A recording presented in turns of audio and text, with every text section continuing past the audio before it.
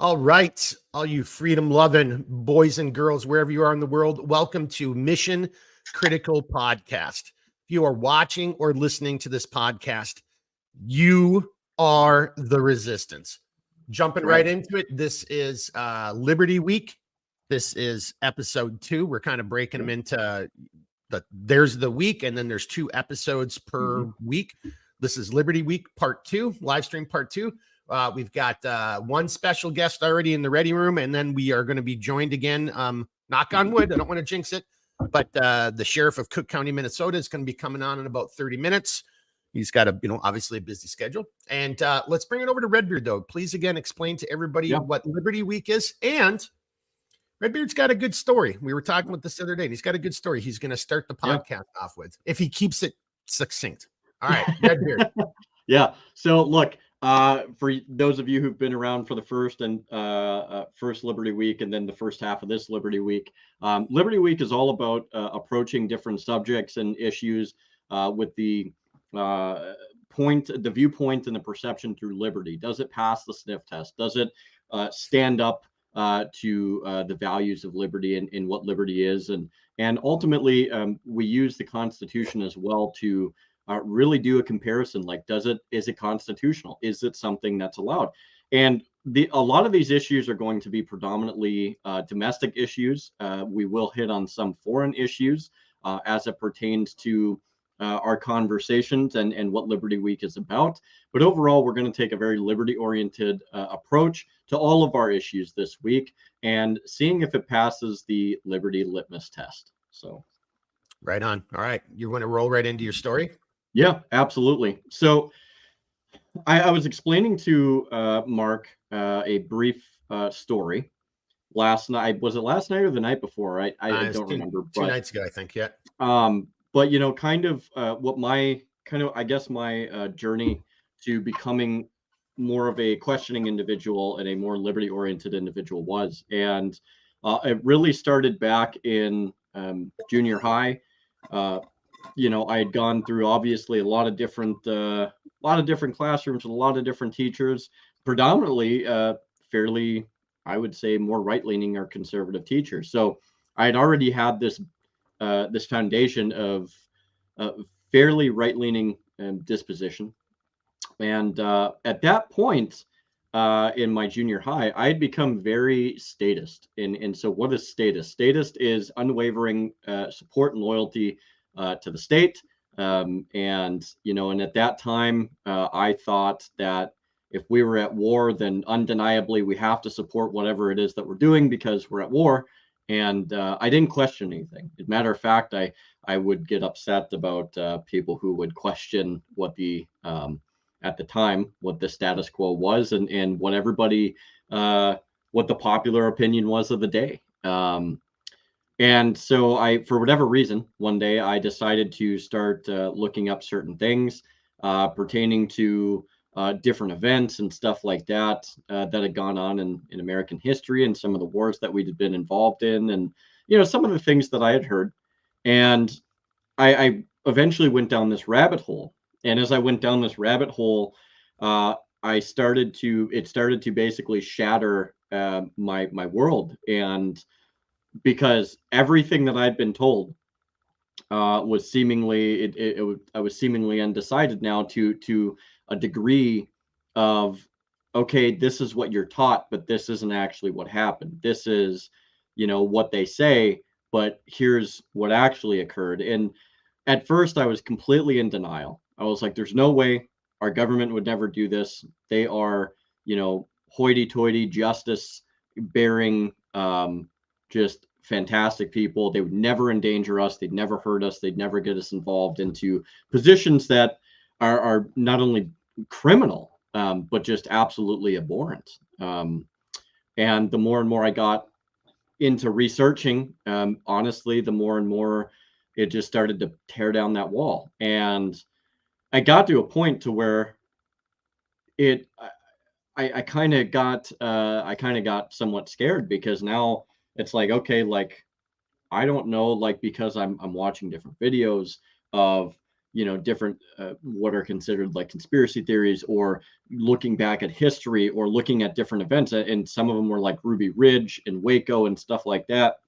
I seriously, for like 3 or 4 months, thought that I was going to get a knock at my door, because I was like, dude, like, I don't know if I'm supposed to be like, if I'm supposed to be researching this stuff, right? Like, I seriously, I had like a realm of fear. Um, and it's scary. Like, when you start to open your mind, I guess is the point that I'm trying to make, is when you start to open your mind, or evaluate different pieces of information, and it challenges your beliefs, it challenges everything that you hold dear, your opinions, and your fundamentals and your morals and all of that.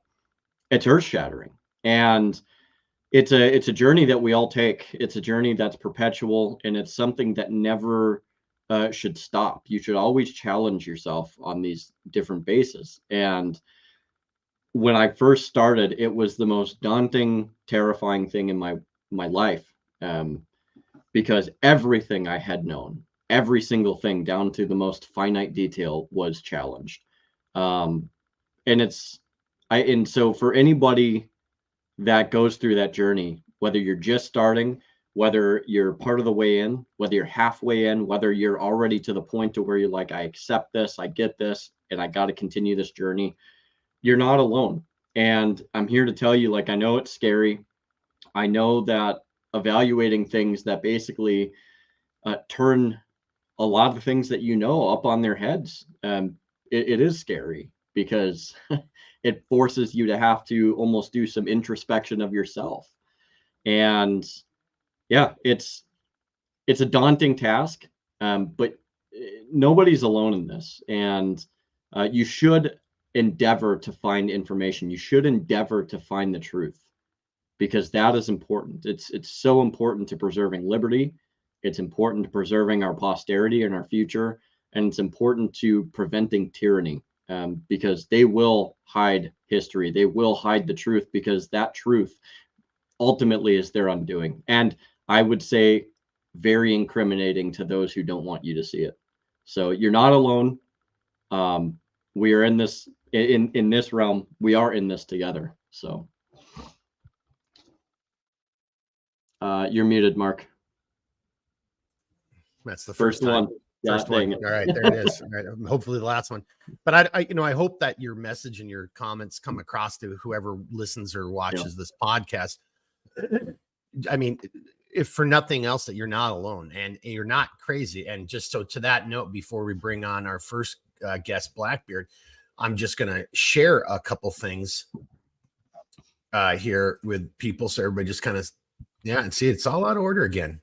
Just weird how it does it that way. That's so bizarre. But to Redbeard's point, right? It might just be something with the software, but and how I'm maybe bringing them on, but then I'm moving them around into order. But to Redbeard's point, I mean, like, so it's 4 years ago, right? This is 4 years ago. Some of this madness started, and in those first couple of years, to exactly what Jeremy was talking about. If you dared to question anything, if you dared to question the quote unquote science, if you dared to speak out or say, well, that doesn't make sense, and X, Y, and Z, you were not only ostracized, you were called all kinds of names. People lost their jobs. People were arrested, threatened with all types of, lawsuits and loss of employment or revenue streams, or kicked off of social media because you weren't going along with it. And, to Redbeard's point, that's a scary thing to be sitting there like, well, hang on a second, man. I don't want to be kicked off social media, or I don't want my business, or I don't want to lose my job. And I think that is part of the whole issue, right? Because if you were living in a truly a society that was practicing liberty, none of that would happen, right? And so the little article here isn't really so much to talk about this. I mean, it's actually a really good article, but their point here is it shows us the COVID and all the crap that went along with it. The author of this article is arguing that in and of itself showed us who really runs America, and it's really worth the time. And and I can't wait until we get excuse me, Sheriff Eliason on to have a conversation about this, because Redbeard, to this point right here, how many people in law enforcement we're running around and arresting people and going to Yeah. people's houses and we're really, to your point, promulgating this fear and continuing this, even though there was no constitutional grounds for any of that. And I know somebody's gonna say, well, there Right. is constitution, you know, I'm like, no, there's not. I mean, emergency measures.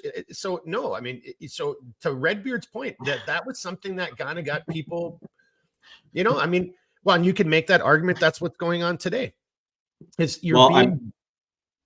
no, I was Go just ahead. going to say, I hardly, I would overwhelmingly argue that there is no constitutional provision whatsoever to go and raid. That's basically what they're doing, raiding and breaking up gatherings at people's private residences. First off, who are you to go into a person's private property and tell them they can't have X amount of people in their home? First off, if you're a neighbor and you called that in my opinion, well, I'll leave it at that. Yeah, Like, it right. speaks for itself, right? Yeah, it Like, does. you It does. talk about not, you know, these are the people that talk about Nazism and despotism and all of these iron-fisted rulers, and we don't like this. Well, you know what? You were the type of people that turned in a person like Anne Frank. Okay, so let's not even go down that road. It's not a Yeah, comparison to Nazism, but what yeah. it is you support that type of behavior, and you've cultivated it in the last, you know, or the first 2 years of the Rona. So, I mean, And no, to that point, again, whenever you watch or listen to this podcast, you'll be saying, well, that's not true. And like, just look at how many yeah, videos there were of people freaking out in grocery stores because, you know, there wasn't social distancing and how much you experienced yeah, that yourself. Right. And now the cat's out of the bag, so to speak. And now people are talking about it, but is there going to be any accountability? Most likely not. Right. yeah, So back to that, who's really running America? And I think from my perspective, where I like where we're going with tonight is because it just illustrates that the degree that to which evil has so permeated our society, our politics, our media, our schools, yeah, et cetera, et cetera. And then on that note, and I'm going to bring Blackbeard over here in a second, but I'm just going to show two other Blackbeard. articles that go to exactly what we're saying here. And these, again, Mm-hmm. just little snippets. You've probably already seen these things yourself. So here's one. These guys were, on the news mocking individuals who think, I wish I could make this go away, mocking people who think that that the border crisis is a serious issue, right? Just going this is all over the place. You can go and find this article yourself or watch the actual broadcast. It was despicable. But to Redbeard's point, that's all part of the propaganda. That's all part of what's going on. It's to get you to not believe, to believe that you don't have any freedoms and it's not your opinion. And you've got to listen to these people. So that's one right there. And then come back over to me. One more. And excuse me. And then I already did that. There, here we go. And then we've got this guy. America could be a dictatorship next year. He's trying to make the last State of the Union address a comparison to FDR's warning about Nazis.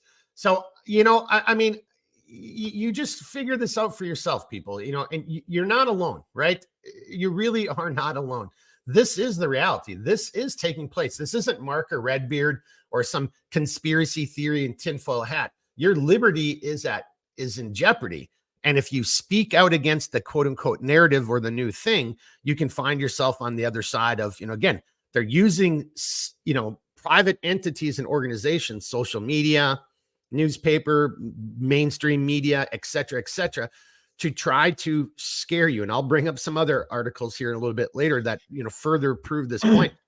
Is to try to put you in your box and make you turn you into, you've got to be submissive. Hey, you shut up. Like those people mocking, like go watch that interview. They're making jokes about Virginia. The state of Virginia should have a barrier set up between West Virginia because people from West Virginia are just stupid.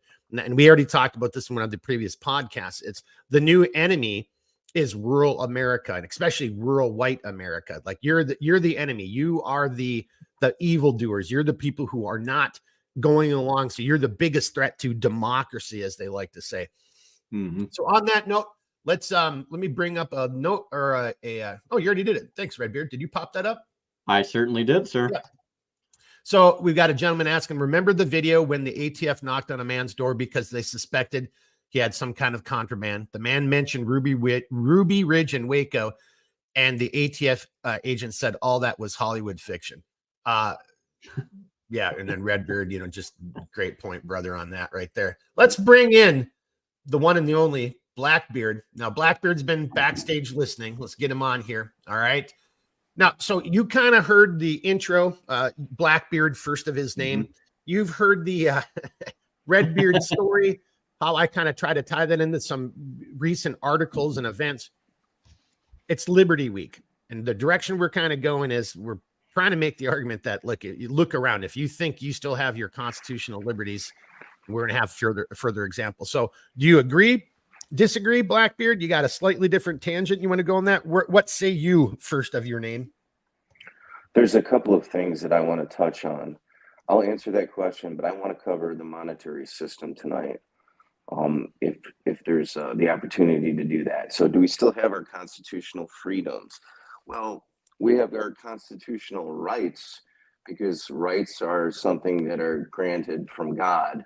And the Constitution was enshrined to enumerate at least some of those and then claim that the function of government was to secure those rights. That's the Bill of Rights, at least, right? The rest of it. And just a quick aside, remember from last week, last week there was some talking head who was trying to say that only Christian nationals believe what you just said, that Christians don't believe that. I am a Christian and I am a nationalist, and I gladly take the label. Definitely. Yeah. Well, I just wanted to throw that out there because, 100%. Again, to your point, they're trying to draw this line. Like, if you think your rights come from God and our Constitution is a bill of negative, which it is, saying this is what the government can't do, it's not giving you the rights. It's acknowledging your inalienable rights, your God-given rights, and it's limiting what the government can do to infringe upon those. That's what it's supposed to do. Redbeard, is that about fair? Yeah. So it's important to remember that we don't have constitutional rights. They're not things that are granted by the state. They're not things that are provided for by the state. What it simply does is it codifies and affirms rights that we already have and liberties that we already have. And it clearly sets the expectations of authority and how the government's supposed to conduct themselves as it pertains to our rights. That's clearly what it does. It's not my words. It's within the Constitution. Men much smarter and intelligent than I are the ones who wrote it. So, yeah, and I didn't mean to interrupt you there, first of your name, but that I just wanted to get back to that point because that's pretty important right there, and we need to illuminate that and illustrate that, I think, as often as we possibly can. All right, Blackbeard, back to you, sir. Who but an internationalist would be against nationalism? Who but somebody who's anti-Christ would be against Christ? Is that a question, or are you just pausing, or did you freeze up? It's a question. I mean, it's kind of obvious, isn't it? You're known by the friends company you keep and the enemies that you share. And there's a certain faction in the world who wants complete global dominance. It's been the dream of the mysteries for an awfully long time. They've made a lot of headway on it, and it's a slow ratcheting effect. COVID is was a portion of that, as that article was talking about who really runs the country. The answer is an international banking conglomerate runs the country that's populated by an ever decreasing group of occultists who oppose Christendom on the face of it, and they certainly oppose nationalism because every nation which exists is a barrier to the implementation of internationalism, of the single global state. And they want it, and they want it bad, and they wanted it for thousands of years, and they had it in the past, and they want it again. And if that means that we have to go through more pain and they have to give us another pandemic or another crisis of whatever, and they'll write about it beforehand, but in very boring ways where it's like, oh, geez, that's interesting that happened to happen like that. Every now and then you'll get a guy that'll come out, like this one guy from the Club of Rome is on tape talking about the necessity for population reduction and that. But I mean, look, this is completely intentional. COVID was completely intentional. It's come out that the whole biological warfare program that was operating in China was funded by the U.S. government, and they'll hit us again. They are going to hit us again. It will happen, and they will use it to as a pretext for the next implementation of draconian measures. And people will be wondering, well, why did they have they taken our rights? I thought this was a free country. This is not a free country. It's a country that's owned by bankers who are occultists. And so if you want to do something about it, I don't really know what to tell you. I'd say get right with God. But because they certainly oppose God and they oppose this nation. I mean, they don't like it because look, this nation was an experiment. It was an experiment to see if man could rule himself, and they feel that the answer is no, he cannot. And I think that they're right. I don't think man can rule. I think freedom is an illusion, absolutely an illusion. There is no such thing as freedom. The question is, whom will you serve? You'll either serve the agenda that's in operation globally, or you'll serve a higher power. And I would get more specific. I'm not trying to turn people off, but if you're asking me my opinion, I get very specific on it. But there is no such thing as freedom. There is only even Bob Dylan said, sooner or later you're going to have to serve somebody. So there's freedom within it. But what you're really talking about when you're discussing freedom is the idea of sovereignty, which is to say, or in the areas of action within my life, what measure of control do I have? And how protected am I against an assault against my agency by outside actors? And so that's why you have things like the establishment nominally of a government. But the problem is that the government has been taken over or it gets corrupted from within. And that is the story of history. That's why so many nations fall. Now, in our case, it was primarily, in my opinion, done through the monetary system, because if you get that, then there's a movie in The Devil's Advocate. One of the characters asks Al Pacino, portraying the devil, why the law? And he says the law puts us in everything. No, it doesn't. Absolutely not. There are absolutely lawless places. What puts you in everything is money. Money puts you in everything. Lawyers aren't going to go to their jobs if they're not getting paid. Judges aren't going to sit if they aren't getting paid. Politicians aren't going to sit if they aren't getting paid. And the guy working the gas station counter is not going to go do his job unless he is getting paid. Every single action, especially in a consumerist society like we have, is completely dominated by the implementation of the money system. And the money system is named for money comes from the Greek word moneta, it was a goddess. And our system is completely fraudulent. So it's like, people whine about, I'm not trying to be mean, but they whine about their private property. Well, let me ask you this. If I loan you money and you buy something with the money I lent you, is what you bought with the money that I lent you your property or my property in law? And well, the answer is it was my money. It's my stuff.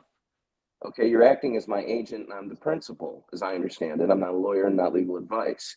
But so the point of it is like, if they loan our money into existence and we buy things with that money, who owns the things that we buy with their money? It's their money. It's not our money. It's their money. Well, I mean, that don't know could what to harken tell back you. to a different way of doing business and in a different way in society. And you can go back into time where, but you could make that, whole argument. Yeah. The inclusion of a monetary system has definitely changed and altered. And, and I don't necessarily want to go down the whole conversation about the Fed. That we almost should save that for literally, seriously, for its own topic. Should the Fed exist and is the Fed evil and what it's designed for? And I think, to some extent, Blackbeard, many of the things you're talking about there, I'm listening to you and there's a specter of the Fed kind of looming large. Oh, yeah. If you don't pay taxes on your house, what happens to your house? If you don't pay taxes on the economic value that you produce as a body, as a soul in a body, if you don't pay taxes on that, what happens to your body? They lock you away if they don't shoot you on the way there. So freedom, what freedom? Well, I still think, to the greater, well, I mean, look, if you're going to go down that, and maybe again, maybe we don't want to necessarily go down it, because you could argue, like, right, we talk about life, liberty, and the pursuit of happiness, and Heinlein actually does a great job in one of his books, kind of looking at this and breaking it down. Do you have a right to life? Make that argument when you're being attacked by a grizzly bear, or a lion, or you're drowning in the ocean, right? So happiness, you could be locked in jail and still find happiness. That's an internal issue, right? So yeah, we're kind of, a little bit, freedom, but as we're taking it here today, we're looking at liberty as we understand it. Some men have enunciated these principles. Hey, God, big God-given rights, right? Big R, God-given rights. That's what we all have, because we're human beings, we're creatures. And to Redbeard's point, when we're going to create this system and we're going to codify and we're going to, enumerate what the government cannot do in violation to those rights that are supersede everything. Now, whether you want to argue that's an illusion and no one's really free, I mean, there's some valid points that you've made in that case, but I don't want to go too far down that road, because I think we should save that for its own episode, especially because the Fed is involved there. I want to take. Go ahead. There's a Latin phrase, who will watch the watchers, or who will watch the watchmen. And so if they're supposed to be behaving in this way and they're not, then it means either the system which was initially instituted is insufficient, or the people who were in charge of ensuring that it was operating as it was meant to were derelict in their duties. And the question is if you want to restore that idea, and if it existed, you have to have buy-in from the populace. But our nation is not becoming more religious, it's becoming more secular. It's losing religion. And if you lose that, then you lose the foundation to declare your rights on the outset. In fact, it devolves into meaning, or into meaninglessness. Our property, if without acknowledgement, take it away. Yeah, I mean, it's only yours insofar as you can keep it, right? Yep. And that's true of anything, and as so far as you can defend it. But you also have to defend the idea. You have to put it in people's hearts that they desire it. Yeah. When what we did in this system is, it was supposed to be where every man was a king, because in Europe the king got his rights from God, and then the subjects under the king got their rights from the king, because the king was the representative of God, and higher up from that was the emperor or the pope. And then you come to America and it's like, no, every individual gets their rights from God, which was a revolutionary idea. And so, but what they did is they didn't say each man, or at least it didn't turn out the way that each man was his own king. We delegated it out of practical necessity. We abdicated a portion of our sovereignty to people to represent us. But what it did is, the system that it created is, it took people's time horizon from intergenerational family dynasties spanning hundreds, in some cases thousands of years, and it brought it down to 4 and 2 years. And so everybody's just looking at the short term. They're not planning for the long term. And everybody suffers as a consequence of it, because the establishment of civilization is predicated on a number of things, but one of them is the ability to delay gratification, to preserve economic power in order to institute new structures, both systematically and in concrete terms, in the way that we literally build out the way that we interact with our communities and function on a local, county, state, national level. And now they want to take it, things international, because they feel that the experiment has been exhausted, is my opinion, So, yeah, we have to keep it, but we would have to go back. We would have to, what do we do to fix this? It's like, you got to get people to believe in God again, but it's going the opposite way. It doesn't mean things can't turn around, but it all starts in here, because all of it's in here. Like the reason that the COVID, even in that article, it talked about, well, why did it, end? Because there was no opposition in either party, because it's a uniparty. They're meant to create the illusion that there is choice, and you can always elect someone, but you can't select who you get to elect. They get to do that. The parties do. And so, but regardless of that, it was because people outside of the system wouldn't comply anymore. And that's what you got to start there. But But you know, if they get people in enough fear that they believe it in their mind and in their heart, then they act on it. Yeah, give me 12 vaccines. I'd love to go to work, but we can't risk it, man, because the whole thing's coming down. I'm going to die, and there is no God, and there is no afterlife. And so when I die, it's over, and I'll never see my family or friends again. You know, it's all in here. It's that fear. It keeps you enslaved.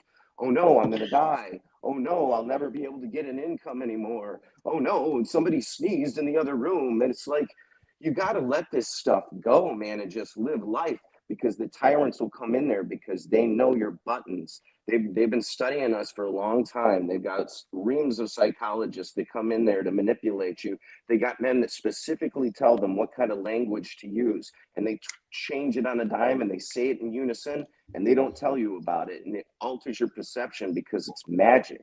They're using spellcraft on you. And I know that sounds insane, but I'm right.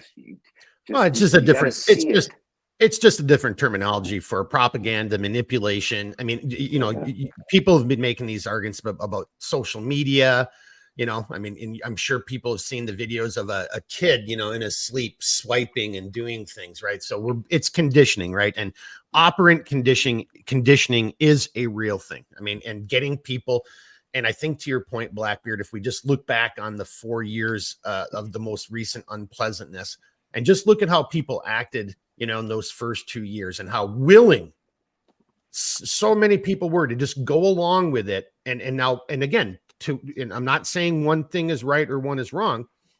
And then we'll bring on Mr. Eliason here, Sheriff Eliason.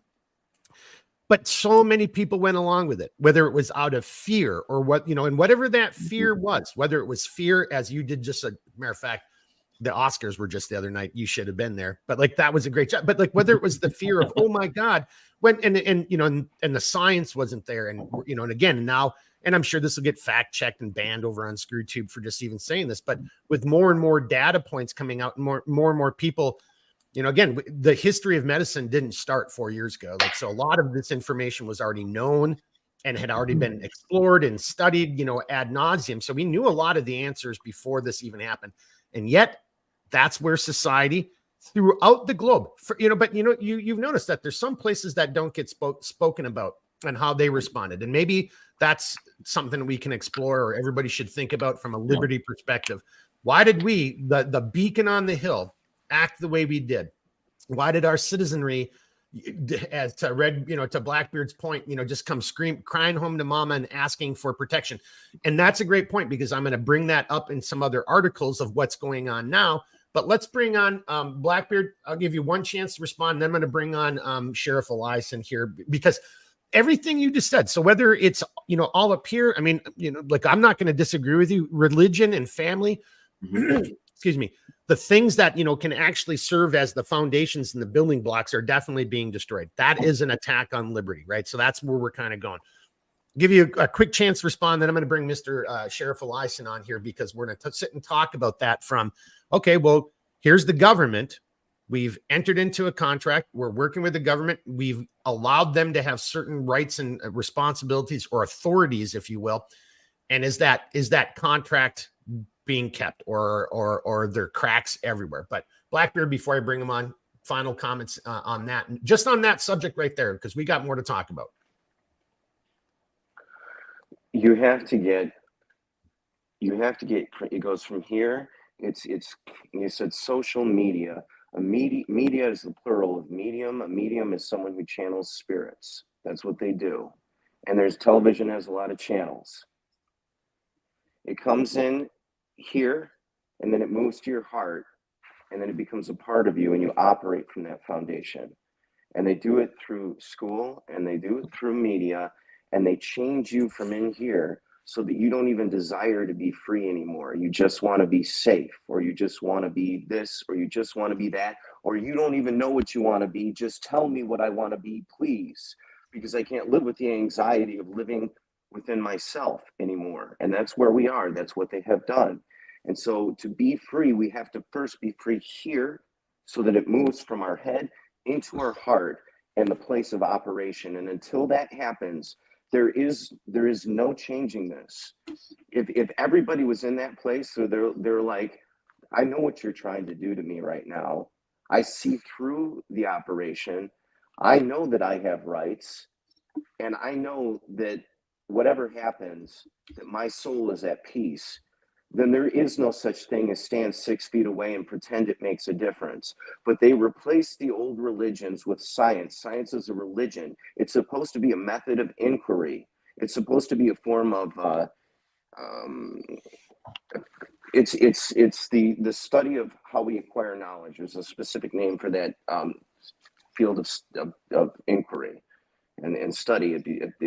And regardless, it'll come to me. I use it all the time. But the point is that they've replaced the religion with a secular religion, because in getting rid of a religion, you don't then go to no religion.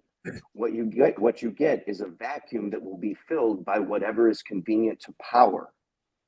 And in our case, well, so just I'm gonna hold you. scientism. I'm gonna stop you right there, because I don't want you to go too far down the road. And I just want to point out, if somebody's thinking you're crazy right now, just go back in the last 4 years and do all the mashups and play how many times Fauci said we have to trust the science. And if you disagree with me, you're not trusting the science, which is an anathema to the exact opposite of what Blackbeard's saying, right? Faith, brother. Yep. You and if you're criticizing me, you're criticizing the science, because I am the science. So to everything Blackbeard just said, that's what I was getting at. All right, Blackbeard, thanks for adding some spice. And I would have voted for you on the Oscars, but not if you would have done that weird shaming thing they did to John Cena. To your point. That was just bizarre. That's some occult ass shit. Let's get Sheriff Elyson on here, but I don't want to go. Seriously, wasn't that some cult ass shit right there? What was that all about, man? Hey, Redbeard or Blackbeard, hang out there, or I can mute you for a second, or whatever you want to do. Okay, gotcha. Right on. I'm just gonna. Yeah, there we go. Gotcha. And now we've got Sheriff Elyson. Hey, sir, you've been on before, but if you don't mind, give everybody a little bit who you are, a little bit of your background, how much, whatever we did to bribe you to be here tonight. And then you can see where we're going. I mean, Blackbeard, the first of his name, as he just said, he kind of just threw some fire on it and took it in a little bit of a slightly different direction. But the big question here is liberty. And do we even have our freedoms anymore? So on that note, go ahead, sir. Hey guys, happy to be here again. Thanks for having me back. This is great. Appreciate you. I'm Sheriff Pat Elyson. I'm the sheriff of Cook County, Minnesota. In my third term as sheriff, so I've kind of been here for a while and been 29 plus years in law enforcement. So yeah, I'm excited to talk about liberties, because I've got a bit to say about that tonight. Well, awesome. Do we just want to jump in? Why don't you go in your own direction or respond to Blackbeard first of his name? I mean, if you've got a few things, why don't we just let you open? You saw the show notes. We've got a slight out. Yep. It's just a rough outline, but yeah, take it in whatever direction you want to start off with, sir. Well, it just came to me today when I was watching the news this morning when I was working out, and Blackbeard he's correct, because this happened. It was and Mark probably knows about this, and maybe Redbeard does too. But the Cargill family, the billionaire Cargill family, bought 10 homes, I believe, on Park Point. Well, they leveled 9 of them because, well, they bought them and they can do that. Well, all of the neighbors and even the mayor in Duluth right now are demanding that Cargill tell them why they bought these houses and what their plans are. And I'm sitting here thinking, it's like, have we gotten so far into this instant gratification society and expectant society that we need, that anytime we demand that something better happen? Because if I had bought 10 homes on Park Point and I leveled all 10 of them and the neighbors didn't like it, I don't care, because they are my homes. I bought them. I can do whatever I want to with them, and I don't have to answer to the mayor or anybody else.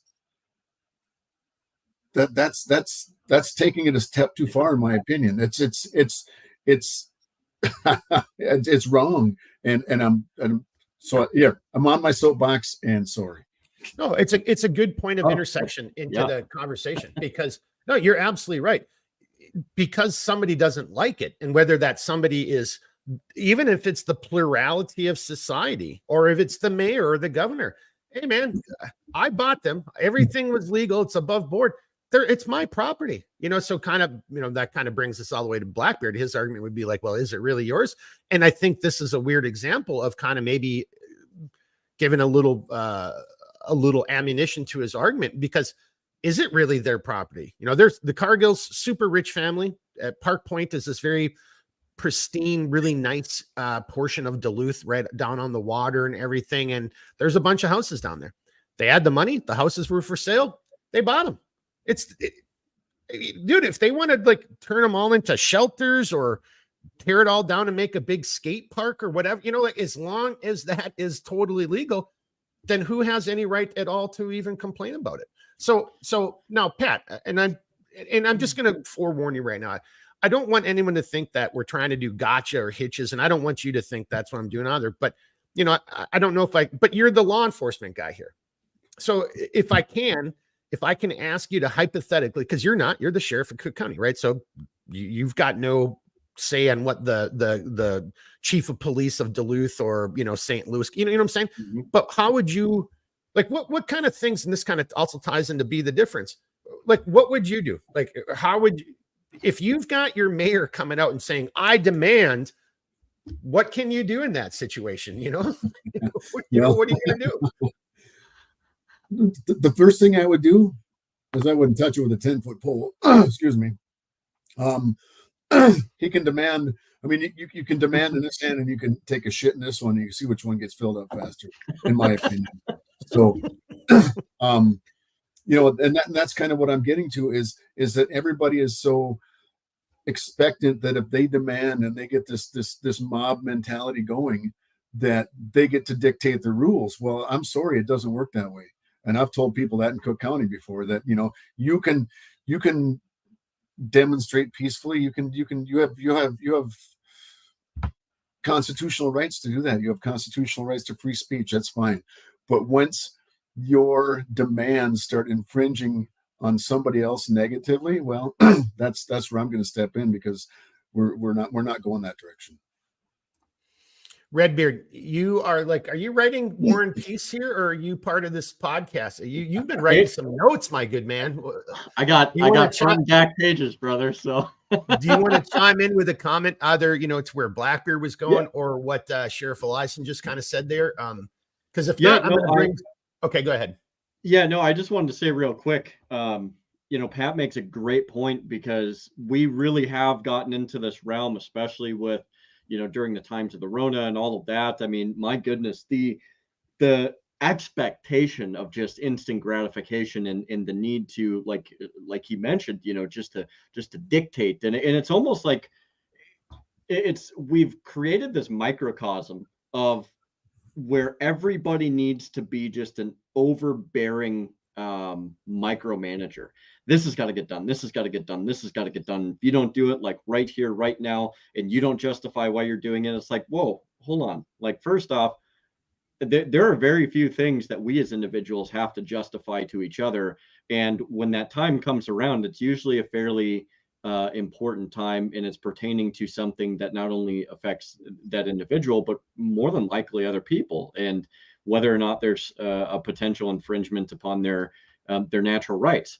But for the most part, I mean, this idea, and I'm happy he brought this up, because this is something I wasn't even aware of, and I live here, right? Like, so if I didn't know about it, like, how are other people hearing about this, right? So, like, that being said, I don't care if you are the mayor, I don't care if you're the chief of police, I don't care who you are. Like, first off, who are you to ask somebody what they're doing with their money? That's none of your business. And this is ironic, coming from a city who brings in, against many of the people's wills, developers, and people have had petitions and they've opposed it, and yet they build the developments anyways. So first off, its city administration is the last group of people to be asking questions, when overwhelmingly over the last decade, they've done nothing but avoid the question. So they need to sit down, shut up, and listen to what other people have to say, and let people do what they want. I mean, okay.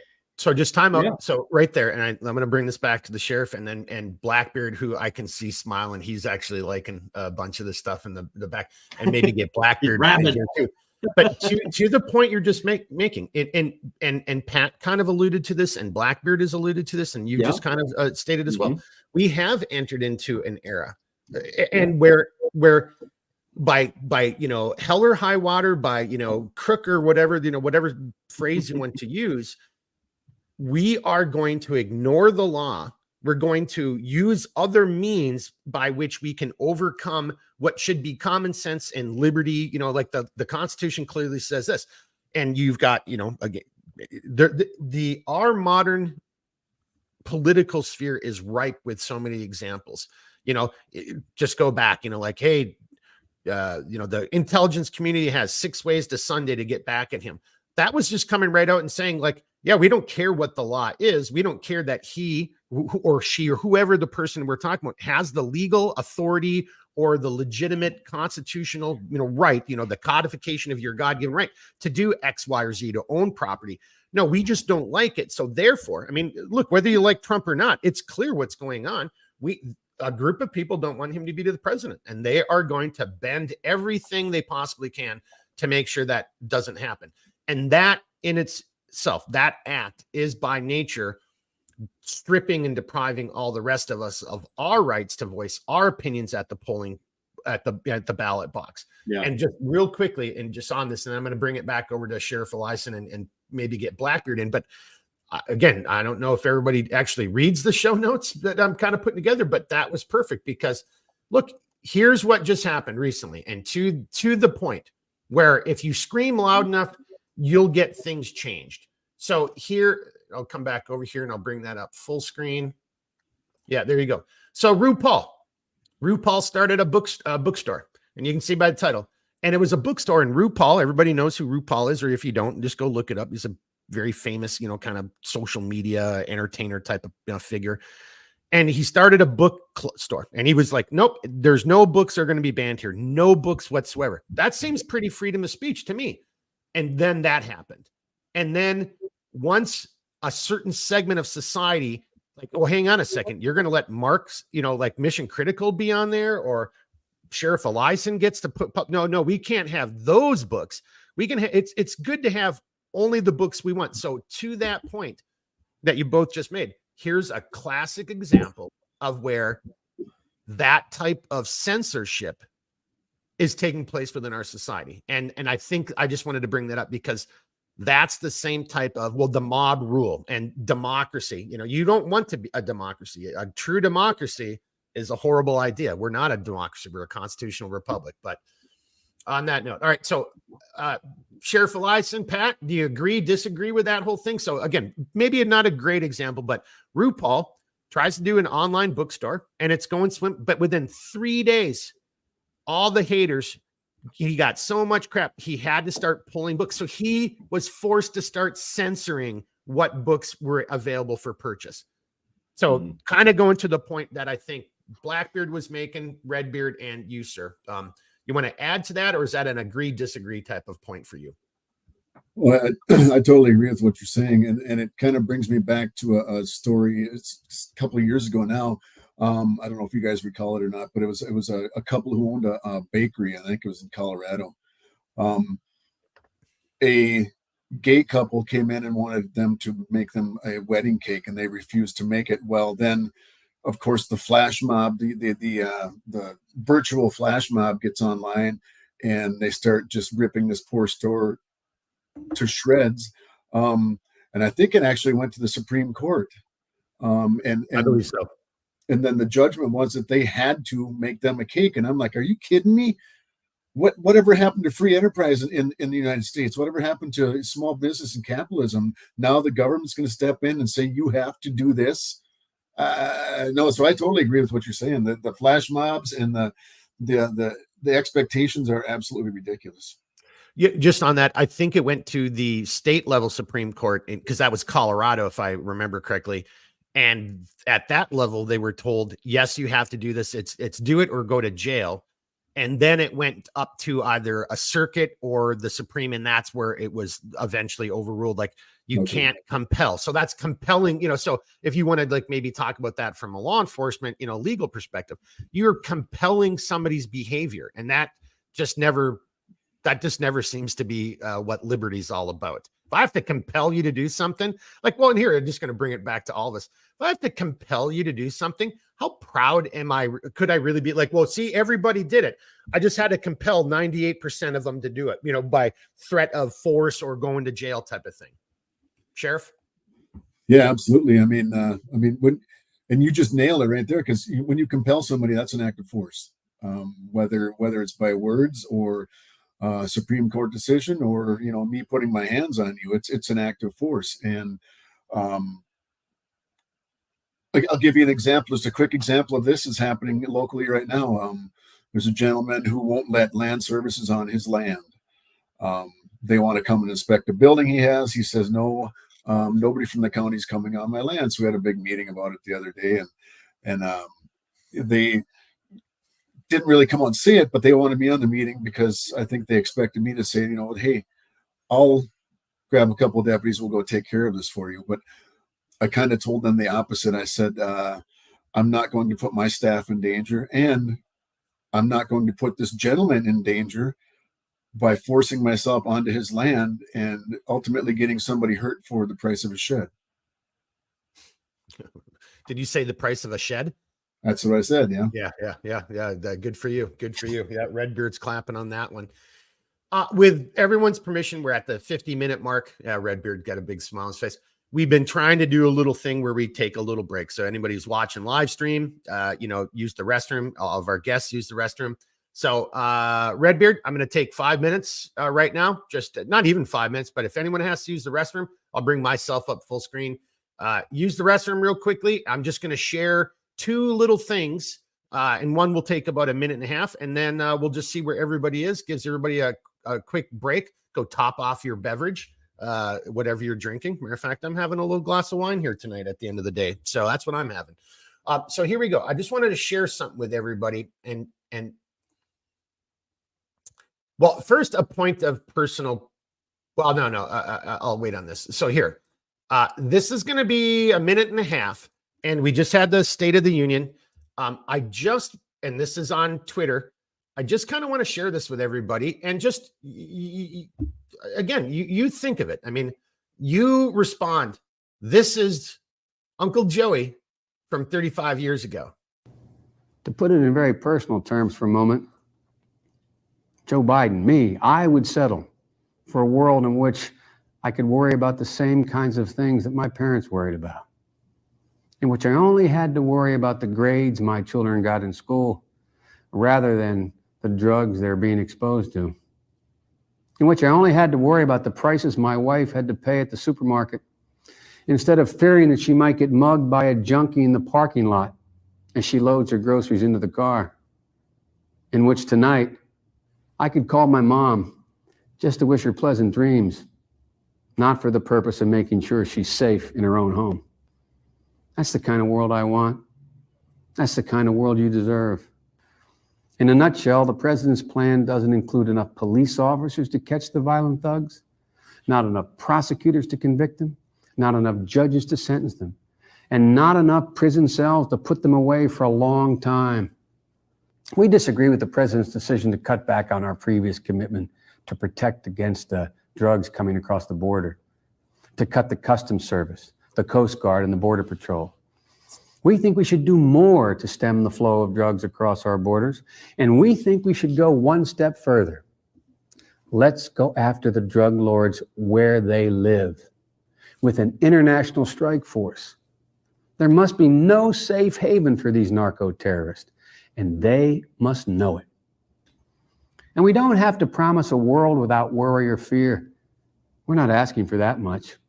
All we have to do together is to keep our promises and stay together. Thank you. There we go. So, I don't know.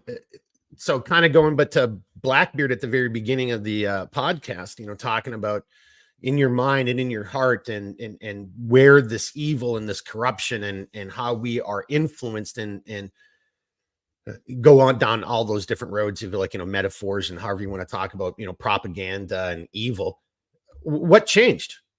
what changed? I mean, very completely different Democratic Party 35 years ago, very different individual. And I know we all change as individuals, and hopefully we change for the better.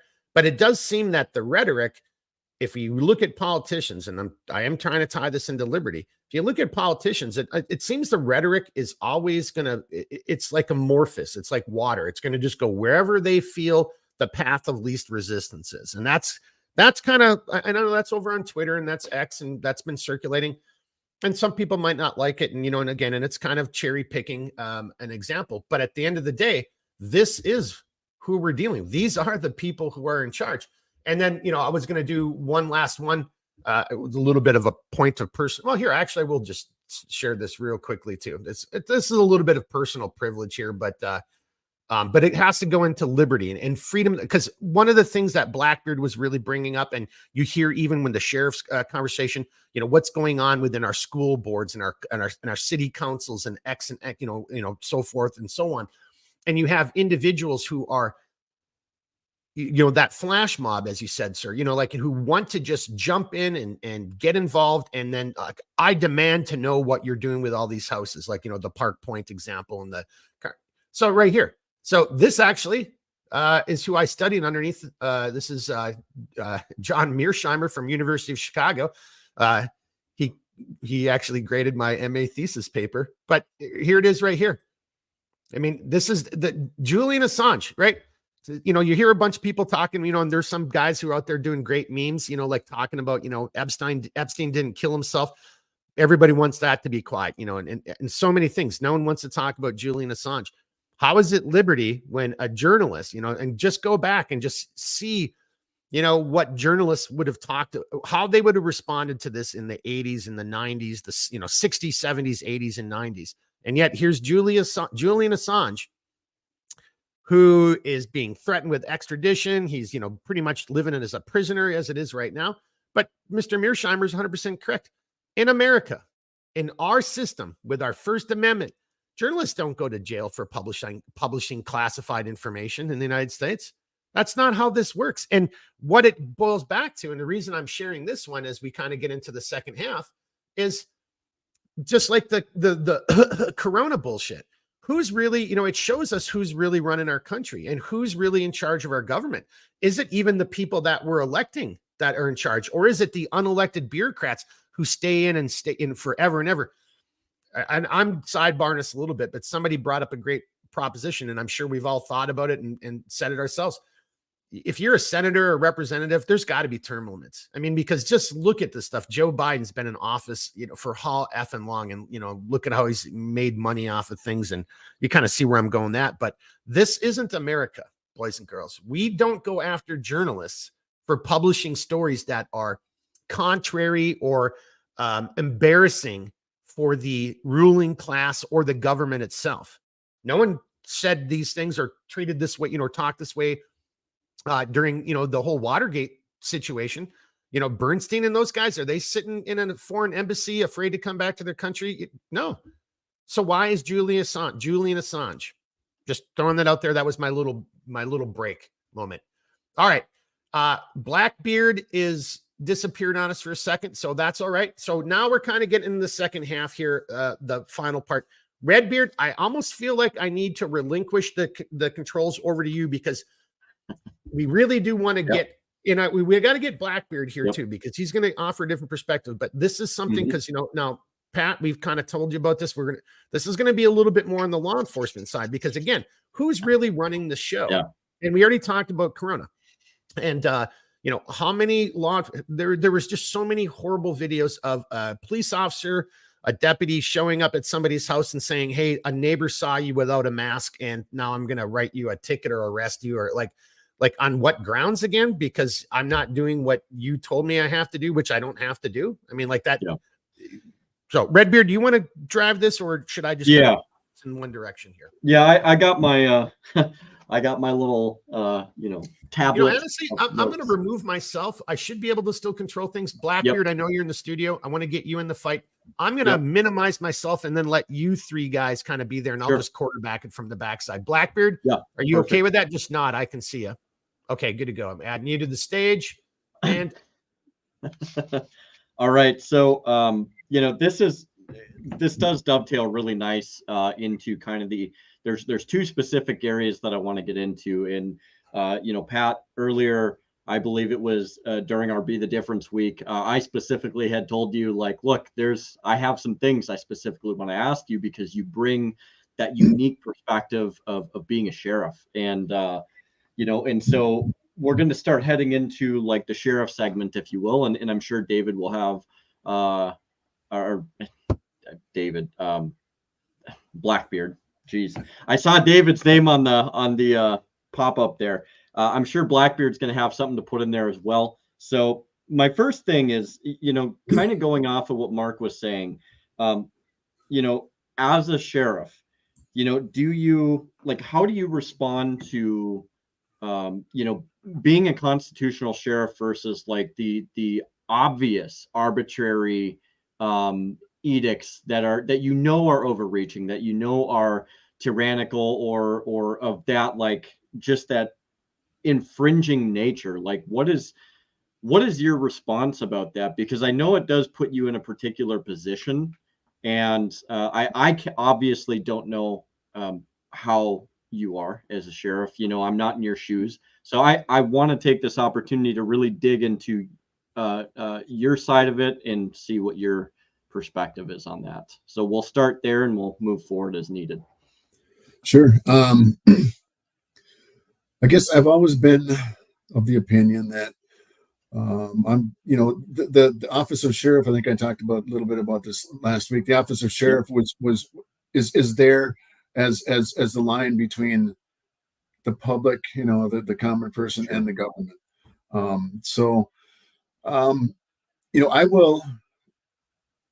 I'll stick to my guns until if I'm going to cross the line into something illegal, then I'm not doing that. Sure. And I try to explain that to people, but if it's something that is worth fighting for, and I know I can fight for them, I absolutely will. Yeah.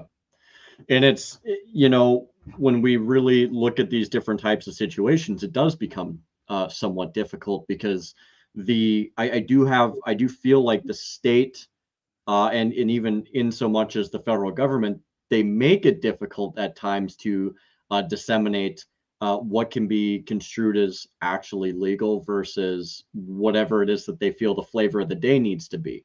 And so it puts you and many other sheriffs in a precarious position, even though that what the Constitution is, you would know what like the state constitution is, and what the rights and liberties of the people are. And so do you feel like in many ways that they try to develop a format that makes it difficult for you to figure that out at times? Yeah, I'm going to shoot you an example. This was years ago. Absolutely. We have several farmers up here. One guy owns a cattle farm. It's a dairy farm, I should say. It's excuse me. So he had a little shop on his farm where he was selling the milk and eggs and things like that. Mm-hmm. The state wanted to come in and inspect him, and he said no. And under the state constitution, there is a law that says a farmer can sell whatever he grows on his land. Mm-hmm. That's just fine. Well, sure. He kind of pushed it a little bit where he was selling cookies and he was selling chocolate milk and yogurt and things like that. So that was they tried to use that as their premise to get onto his property. And so he and I had many talks about this, and I finally told him, I said, hey, did you grow the cocoa on your land for that chocolate milk? Did you grow the oats on your land for those cookies? I said, I will stick up for you tooth and nail for this, because this is something I totally believe in. But if you're going to try to skirt, I have a hard time sticking with you on that one. It's yes, the state does. And excuse me. Don't even get me going about the state of Minnesota. Fair enough. Real quick, I want to allow Blackbeard to kind of get in on this, and if he has kind of any questions pertaining to this particular subject for you, because I know he chomps at the bit a little bit, and he can bring a lot of good points, perhaps that I don't see. So, Blackbeard, is there something that you feel that you would like to ask him, or something of this nature pertaining to his job, or how it is difficult or not difficult or anything like that? So I'd like to bring you in on this. Sorry, I almost pulled a mark there. My mic was muted. I guess I have a statement that would lead into a question. Sure. So what it would be is this: I've seen this with my friends who are in the military during COVID, and what happens is when the rot is higher up the hierarchical chain of power than your position, it creates internal conflict, or it can potentially. When you are faced with something where it's like, well, I think that what I'm being requested to do is in violation of the law, that could come from like somebody that you're responsible for in the public, or it could be a matter of somebody, in a higher position demanding it of you.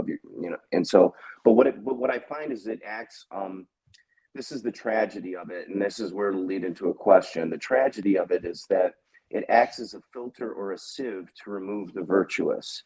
So you get hammered with enough, requests that are against conscience or against the law, severe enough. Then a virtuous man will say, "I won't do it. I refuse to do it." Yeah. And what happens is somebody pulls him, or they resign. They say, "I can't take part in this anymore." But what happens again is these vacuums, nature abhors a vacuum. It's not like it's just, well, okay, I guess he's gone. Like, that gets filled with something. And what it gets filled with is somebody who raises their hand and said, "I don't have a problem with that. Yeah, that's fine with me. Let's do it." And so over time, corruption settles in, and so it's like, I guess the question would be, how do you I guess it's personal. It's a personal question. Like, where do you within yourself find your locus of morality, and how do you ally that against your obligation of duty, and then say and know when to say no, and know when to say yes, and say it's still worth it for me to keep my head in the game, because the responsibilities that I know what can happen if I'm not here anymore to stand in the gap. Yeah, that's a great question, by the way. That is a great question. I guess what I base my morality on and my ethics on are, number one, I have to base them on statutes, state statutes, federal statutes. But other than that, I will say God. I'm a pretty faithful person. I sometimes don't act like it all the time, but I'm trying to think of a very eloquent way to say this without swearing too much. But you have to, like you said, you have to weigh everything. There's always a balance, and if that balance gets tipped to one side or the other, that's when things get really, really, really effed up. So you're kind of that tipping point on the balance, and you can, if I say, what, farmer guy, hell with the state of Minnesota, we're gonna stick it to him on this one. What happens then with me is, just like you explained, somebody higher up, which will be the post board, are going to come down on me, put sanctions against my license, and then I'm no longer sheriff. And then maybe somebody else gets in to be sheriff, and they're like, yeah, well, state of Minnesota can do whatever they want to in my county. So it's there's really, I don't know. I guess that would be my answer, and that's I kind of drug it out a little bit too long, so sorry. Just kind of chiming in just in the backside, just watching this and listening and just kind of like popping things up and moving people around. I actually think that was about the most humanistic thing and a great set of questions there, because there it is right there. I mean, Redbeard, I don't want to steal your thunder, but like, isn't that really it? I mean, the dilemma is to what Pat just said and what Blackbeard's, original question was like, how do you, because if you think it's black and white, I mean, and maybe it should be black and white, but the world isn't black and white, right? You know what I'm saying? So I don't know. Pat, you're in a, you Yeah. if it was an easy job, everyone would do it, right? I mean, I hate to use that. That's becoming a tried, trite statement, but it's true. Like if it was easy, anyone could do it. And look, and then and I'm going to give me my, hats off to you on that response. Yeah. Because there's a lot of people who actually in that position, the same position you're in, who would have no problem now we're just going to bully our way, force our way, and you're just going to do what I'm saying you're going to do. And, you want to take me to court because, and I've got a couple things, but Redbeard knows this. So, if a law enforcement entity or an officer is taken to court and, is fined, well, who actually pays that? Not the officer, not the department. We, the taxpayers do, so no, so good on you for saying that, sir. And now I'm going to bring it back over to Redbeard. I just had to throw that in there because it is tough, right? I like it's gotta that. be tough, man. Yeah. All right, Redbeard. Yeah. So there's, and just kind of staying with this theme for a brief moment, and then I'll have another section that I'd like to bring up with you specifically. But, I have kind of in my notes, and we briefly talked about this as well. The switch between, a peace officer to a law enforcer, and you did kind of hit on this already, but, in terms of that, and then also like finding common ground with people to put forth that goodwill and really reach out to the public and integrate yourself with the public. Like, I think that's one of the biggest issues that a lot of, officers or sheriff departments rather have a hard time with. And you seem like a very like genuine person. You have a very humanistic approach to it, which is really good. But why do you think, that you're succeeding perhaps in areas that other sheriffs or departments might not? And what are an honest question? You can answer this however you want to, but what are things that you feel that you do well and things that you don't feel you do well? I'll leave that to your discretion, how you'd like to answer that, of course. I guess things I do well. I mean, it's just being a human being and using common sense and like Mark said, the statute book is black and white, but as a law enforcement officer, you also have discretion with every statute in that book, and I've used discretion many times in the past. I just want to go to one of the chat questions here from Angry Viking about the sovereign citizens, and I've run across several sovereign citizens, and if I will say 90% of them, if you just talk with them, and mostly listen to them, because they have some very good points. And I'm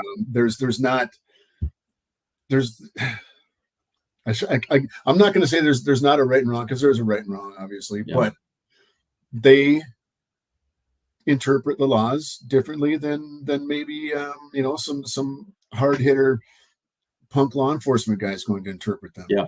So if you just listen to what they have to say, a lot of times they're on the right track. Yeah.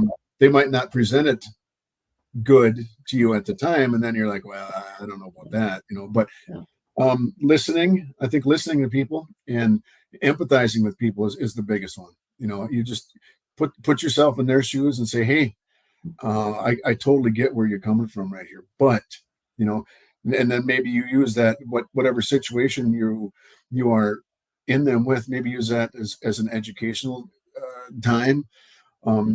And don't get me wrong, I mean, yes, I've had to do what I've had to do before, but it's nobody wins when you do that. I guess it's kind of my lame way of getting out of that one. And that's fair. But that being said, again, like you brought up that word empathy. You're a human being, really? You're actually a human being, Pat. Like you. Hey, I'm glad you picked up on that, Redbeard. I just brought myself back in because empathy, Pat said it, and that's a huge thing. But I also, and then I'm going to disappear and just kind of quarterback from behind the scenes again. It's what you said as well, Pat. And so if Blackbeard and Redbeard can go to this, it's like no one wins. Even when when you've got to do the things that, by the color of law, you're authorized to do. But like and again, going into empathy, but you're obviously the person. It's like, yeah, but okay, I'm gonna do this, but like, okay, does Yeah. we look like shit? He's in jail, like no one Mhm. wins under those circumstances, right? Right. Yeah. So and what does and bring that back into liberty? I mean, I guess. All right, Yeah. I'm gonna pop out. You guys continue. Yep. I just had to throw those, but Redbeard, you picked it up too because he did say Yeah, empathy. no, I was like, yes. I had to put a little sarcastic tone in there because I mean, I feel like it is surprising to people when they're like, wow, like this is, he's actually going to sit here and listen to me. And the thing of it is, right, and I'll let Blackbeard kind of add to this as well before we come back to you. But the thing that gets me is it seems like something that should be so normal, which is treating a person like a human being, has become such an abnormal situation as it pertains to not just other different sheriff departments, but also it seems like what's taught in the academies. And I don't know if Blackbeard, if you want to jump in on this quick and add something before we bring it back to Pat, but it seems like something that doesn't seem to be so pervasive in academies. And what's your opinion on that? I mean, do you feel like if you were approached by Pat that you'd be like, wow, this guy's kind of a nice guy. He's taking time to hear my story and figure out what's troubling me. So what do you say, Blackbeard? I think that it is complicated. I think that laws are not, if everyone was morally perfect, there wouldn't be a necessity for laws anyway. And the right position for a law is in a moral context. They say you can't legislate morality, which is absurd. That's all it should be. It's like, that was, that tree is on my property, and then you come over and cut it down. You know what I'm saying? It's like, well, that's I mean, in law, they differentiate it a lot, but in a way, it's a form of theft. It's vandalism or whatever it might be. But the point is that, he shouldn't have done that. There's a should or an ought or an ought not. And those are all questions of a moral nature and a philosophical nature. And it's from that. Now, what happens is corruption grows within our hearts and our society. We start making laws for different motivations, like favoritisms, or to enact agendas which benefit us on a selfish level, or our particular group in a selfish way. So the egalitarianism, justice being blind, she starts to pull up the blindfold a bit and look to one side or the other.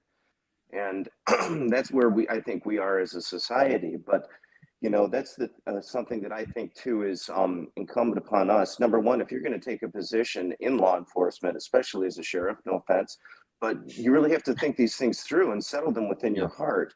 And you need to, and I think it's telling that when you talked about how do I know what's right? Well, the first thing I look to is the statutes. Well, they may or may not be morally right, but they are your obligation, right? You're duty bound to those things. So that's its own kind of quagmire there. But hopefully they're in alignment. But then driving down deeper, you're like, well, God. Well, of course, everything goes back to that, doesn't it? Because that's the foundation of morality. And that's what those tales are telling us, the ancient myths and so forth. And so I guess what I would say is that we also, as the constituency, like as the general populace, if we're going to say, hey, this government is behaving immorally, unlawfully, tyrannically, etc., and condemn them for it, we have a concomitant obligation to look within ourselves and be sure that we're doing what we can to be righteous and virtuous in our behavior. It's not, well, they want to, like he was saying, like, did you grow the thing on my land? And it's like a virtuous person would say, well, if that's the law and that's what we've agreed to, and that's what the rules that we abide by here, then the truth is, no, I didn't, and I need to stop. It's that simple. But we don't want to give it up because we love ourselves so much. And if you take property rights, I just want to go back to that because I wanted to talk about that earlier. If you take property rights away, you're not just stealing the things from me that I would generate through the work of my hands. You're stealing my potential to be a generous person. I cannot give you what I do not have. I need to be able to own things so that I can give them away. And it doesn't mean I'm going to give everything away, because I'm not. Some things are for me. They're for my own and my people, and they're for mine to decide what I'm going to do with. But I also want the right to be able to be generous, and I need to have things to give. And so all I would say is that, you know, these are just things that we need to think about. They're not easy, but it's like, you know, if you're behaving, it's like you said, it's like you're talking about empathy, and I'll just try to be, you know, I can't remember the exact language that he used, but it is the position of your heart matters. It does matter. It's like, are you really contrite, or are you just trying to get out of something because you don't want consequences, right? Are you really like trying to do what is right, and you just were blinded by it and you missed the mark? You know what I mean? Because sometimes I'm sure there's so many laws. There's no way to enforce them all. It can't be done. Some of them are ridiculous. Like, we have laws in Michigan. You can't swear. Like, I don't know what level of offense that is, but it's on the books, and somebody was charged rafting down a river here a number of years ago for having done that, believe it or not. So it's like, the problem is that all the justification for all of these laws died the death of 1,000 cuts. And your duty to enforce the laws is only as virtuous as the individuals and the intentions and the comprehensive foresight of the legislature which enacts them in the first place.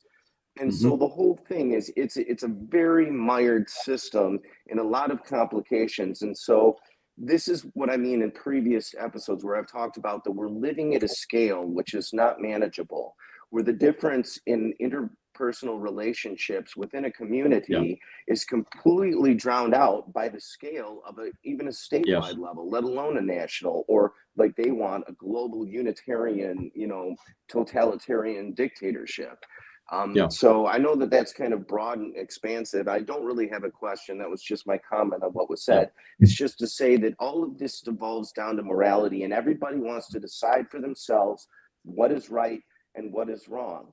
And I don't think that morality is an invention any more than freedom of the will. You cannot be free if you don't have actual freedom of the will. And that is a philosophical question. And it's one that we need to ask. It's one that we need to consider. Because if we live in a determinist framework, which is what the religion of scientism promotes within our culture, then the logical conclusion of that ideology is that there is no free will. If there is no free will, then I cannot wrong you. I was determined, I was destined to wrong you, but I never had the intention. So where is the punishment? How can you condemn me for something over which I had no control? And so we either have agency to act in this world, or we do not. And then when we act in alignment with love and truth and beauty, well, there's no law against that, because there doesn't need to be, because there's no harm in it. There's blessing in it. And so the whole thing has to come down in here. It has to come in here so that it can be out there. It's not top down. It has to come from bottom up. And everything in our society is structured. All of culture is created from the top down. All the laws come from top down. All of the control comes from the top down. The control has to start within you. Within your heart, you have to settle these matters and decide what you're going to align with, and then act in it in accordance with that consistently to the best of your capability, ever aiming your eyes towards perfection, toward the prize, so that it can expand and we can live without all this crap, because we don't listen, we do not have to live this way. We don't have to live this way. Choices, bad choices over a long time have led us to the position that we're in now, and we can turn it around, but it will not happen overnight. And we have to be willing to say, I will make the sacrifice, the choices within myself, so that it can spread to a collective level, because I don't deny the reality of that, but we have to make it here, even if I know that I will die an old man and I will never see the fruits of it. It doesn't matter, because my time horizon is not 4 years, it's not 2 years. My time horizon is my children and their children and my grandchildren and my great-grandchildren and my people and my nation and my society and so forth. En fucking fuego. Blackbeard is definitely the first of his name. He is living up to that. But great points. You know, I just want to, I wrote some stuff down, but going back to, you know, like free will, or, you know, again, clearly we really do live in this, because again, good, there's no laws against, that promote or compel you to do good. We all know that. So to me, from an esoteric perspective, that clearly identifies that there is good versus evil. This isn't predestination, right? So therefore, good versus evil, we're living in a structure, just even different from even 70 years ago or 50 years or even 30 years ago, let alone a couple hundred years ago, right? So we do have to then work together as people to figure out and codify and have a set of norms and values. Now, Blackbeard, I believe you're 100% correct, but I want to bring this back over to Sheriff Eliason. Yeah. Because, the only difference there is, that's the perfect world. And how do we get that? And just the last thing I want to comment on, and Redbeard probably knows what I'm saying, what I'm about to say. I've been having this conversation with him and anyone else who's been willing to listen. This fight we're in right now, it's not about any of us. But you just kind of said it.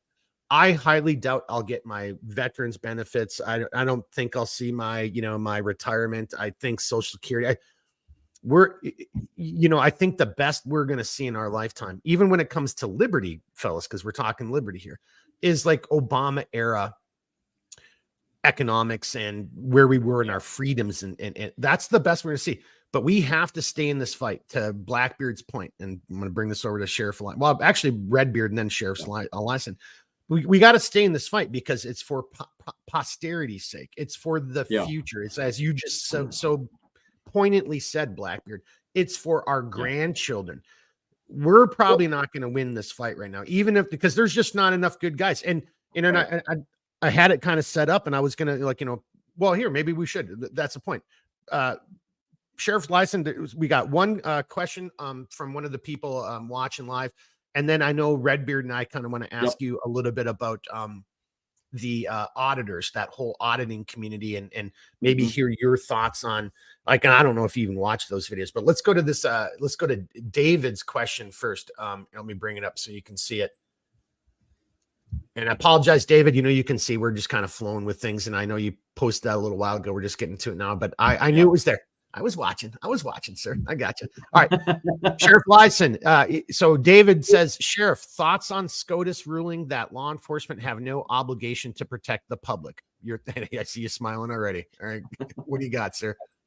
Well, I don't know that ruling, and without, further context, I will say that's bullshit.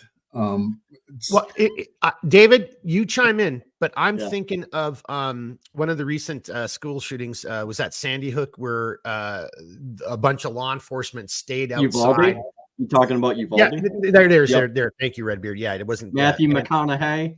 Yep, and they stayed outside.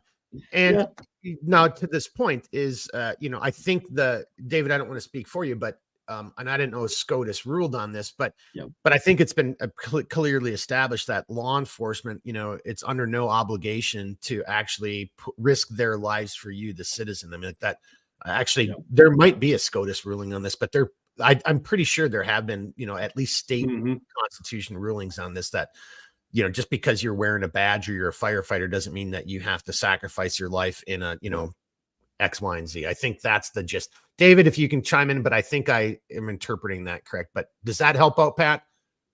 Yeah, it does. I don't know.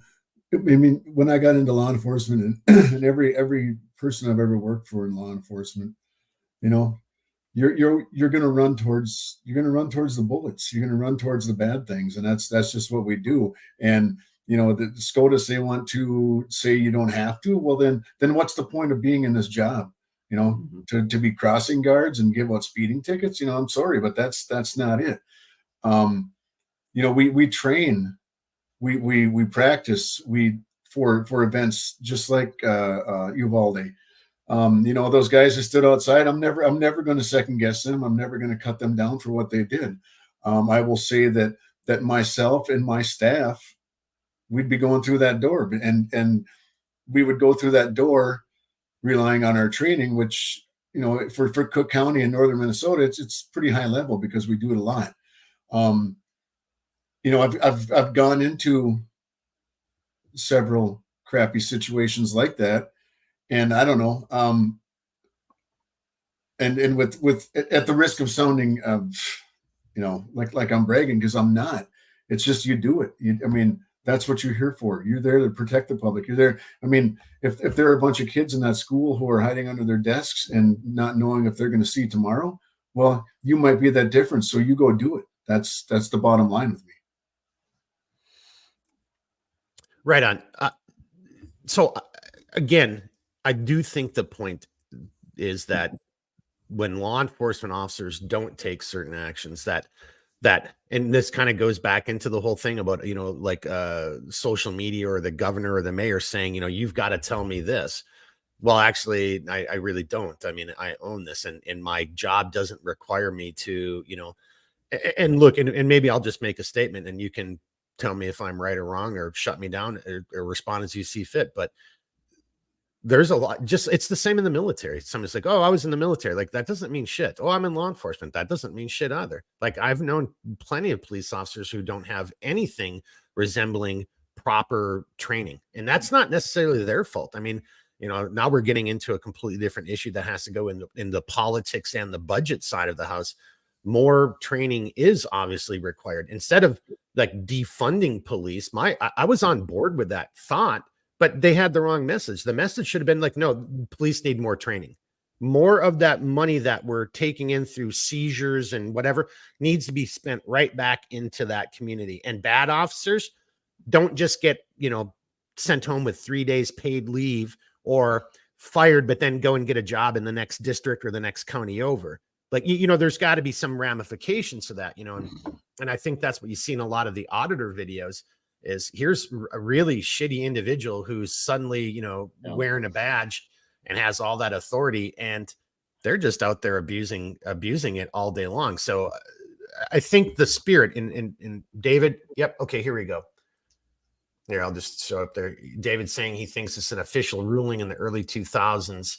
You'll see a bunch of entries. Yeah, David, I kind of know what you're talking about. And it's that same thing. It's like, you don't have to, you are not obligated to put yourself in that situation that it's going to result in the loss of your life. There's nothing about that job and that duty, that duty title that says you have to do it. But I think to Pat's point is, well, then why in the hell are you even in those jobs? Right. I mean, I don't want to speak for you, Pat, but is that kind of your sentiment? It's like, if you're not willing to do that, then why the hell are you here? And again, I'm no armchair quarterbacks. The world's so full of that shit.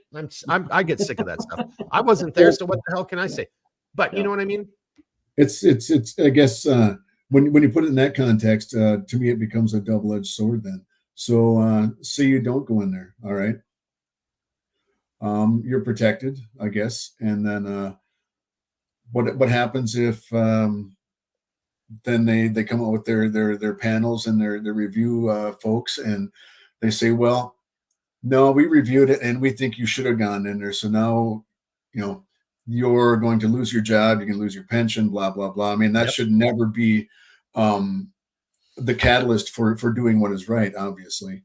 But unfortunately, like you said, the whole defund the police movement and, the state has made it very difficult on law enforcement personnel, as we know, in the last couple of years. And, I gave the example of the post board before. Well, the state has given the post board just about ultimate authority now to where they can step in. Say if I have a deputy who does something wrong, a complaint comes across my desk. We still do an IR or IA investigation, but now the post board has the authority. If they don't like our findings, they can come and do one of their own. And it's like, I think you're overstepping your bounds, but I'm digressing now, and I'm going to get back to what the point was.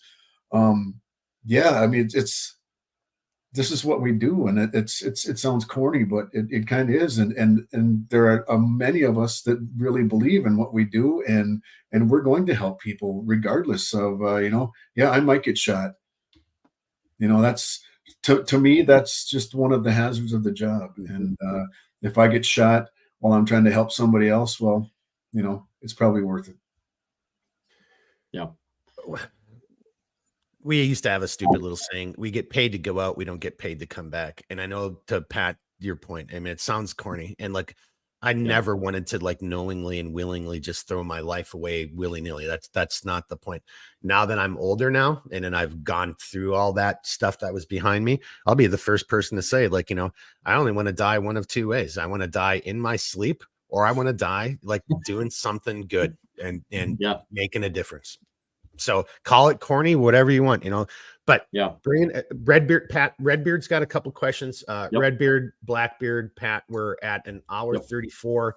You know, we're gonna go a little bit longer, boys and girls, whoever's watching. We're gonna go a little bit longer. Redbeard's got a couple questions. I do want to bring up one other comment that was made before we get to, because that was getting a little bit not dark, but I just want to bring up Angry Viking because Blackbeard, this was for you specifically. Angry Viking veteran says Blackbeard makes me want to read more philosophy. He makes me feel like the knuckle dragger I really am. I like it, dude. Angry Viking, join the club, dude. Join the club, and we talk to this guy all the time. Join the club, man. Right there. So Redbeard, I know you got a couple questions. Let's shoot for that. You know, hour 45. We're not going to, I can just tell you right now, we're not going to cover those videos I had for the auditors. I don't know if you had a question along those lines. Maybe we'll just hold that for a future Liberty Week. But Pat, if you, can I just ask you a question? Do you know what we're talking about? Do you watch any of those auditor videos? I haven't, no. But you know what we're talking about? People who are going out and they're pushing they're not even pushing the boundaries. They're going out and exercising their rights, and they're doing accountability.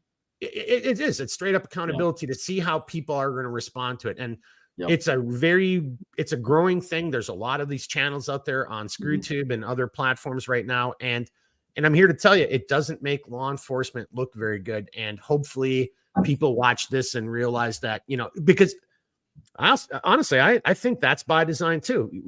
Break down our institutions, break down the family, break down our trust in, you know, institutions. And then, you know, it'll be so much easier to, you know, going back to Blackbeard, you know, a couple hours ago, it'll be so much easier to change the arc or the trajectory of our future. And I hate to say it, but Pat, there's a lot of cops who don't know you're just watching these videos and you're just like, it's so obvious. They're bullying people. They don't know what the hell they have. Anyway, I digress. Redbeard, let's come to you and kind of wrap it up. But I would like to do the auditor thing at some point, because that is God, could you imagine what it was like when we were kids and no one had cell phones? And like, what the hell were cops doing back then? You know, like that would have been maybe honestly, maybe they were better back then. We don't know, right? Because there's no proof anymore. Right. Redbeard, bring it over to you. Yeah. So just on this final area here, and then I'll have one additional area to inquire upon you, Pat, if you don't mind. But the last thing, specifically pertaining to the sheriff perspective as it pertains to laws and dealing with people and stuff like that, because it is important. And I think you've done a pretty good job of bringing a sense of empathy and humanity to it. And I want to just round it off with this, where how do you feel that people could help you or any other sheriff do their job better? I mean, how important is it for people to be like, hey man, like I like you or I don't like you, and like, should people go and provide their criticism or say, hey, you're killing it over here, I love what you're doing, this is great? I mean, we're in this situation to where if people want to fix things, they have to start taking action, but it's like people don't want to do it. I mean, should they be doing it if there's a sheriff they agree with or don't agree with, and provide their sentiments? I mean, how far does that help you? I mean, that's a good question. I mean, absolutely. If someone doesn't agree with the way I'm doing things, my door's always open. You can come and tell me. You can call me on the phone. You can call me to your house. I'll come to your house and listen to you. That's fine. You know, and if I have certain reasons why I did or did not do something, I'll put it out there for you, because I'm going to sit and listen to you. I'm going to talk to you just like we're talking right now. You know, when you'll get some people like Mark was bringing up with the auditors. You'll get some people, they do it purposely, just trying to push your buttons to see how far they can go and how you're going to react. So if yeah, if I could care less if people come to my office every day and say, "Hey, you're doing a great job. You're doing a great job," because actually, I like to hear about the failures because, as we all know, you learn more from that. But Right. it's not just that. Even when I try to come up with a new initiative with the sheriff's office or something, Yeah. I'll write it up. I'll write the bullet points down, and I'll bring it to my staff, and I'll say, "Tell me how this is going to fail," because I already know how it's going to succeed. But if I don't see how it's going to fail, then it's never going to work correctly. Yeah.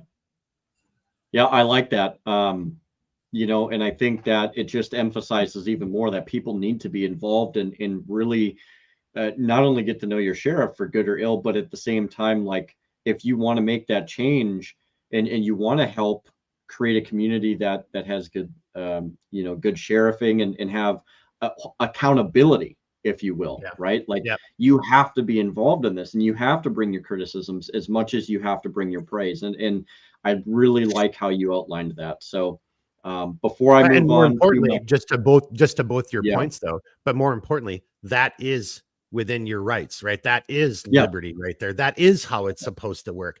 And if Pat was Mhm. meeting those people and being a complete douchebag, they had every right to protest him and then vote, no, seriously, and Yeah. then vote him Yep. out of office the Right. next. Seriously, that's that. So there Yeah. are checks and balances. It can work. It can Right. work, boys and girls. Yes. So like what Paul just said. And I see we got a new comment. I got to come back, or I'm just going to bring it up again. So Paul, red, black, red, or white, black, red, or blue pill. It doesn't matter. Get to know your neighbors and law enforcement. Yes. Not all will be with you.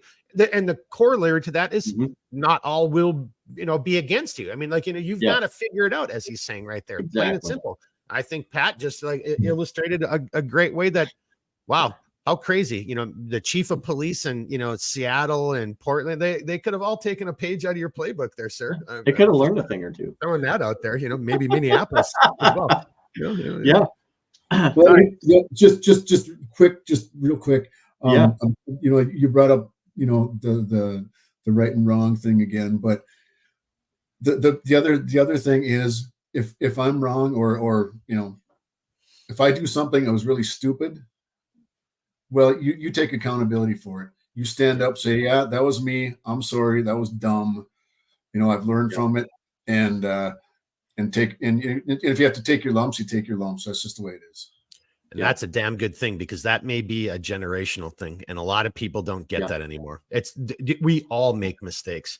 Being a man or being a leader is like, yeah, I fucked that up. I dropped the ball there. I should have called you sooner, or I didn't respond appropriately, or my officers didn't have the proper type of training. Whatever the scenario is in life, leaders and real people, real men and women, just step up and say, yep, that's me. That's my fault. I fucked it up. And here's how I'm not going to do that again.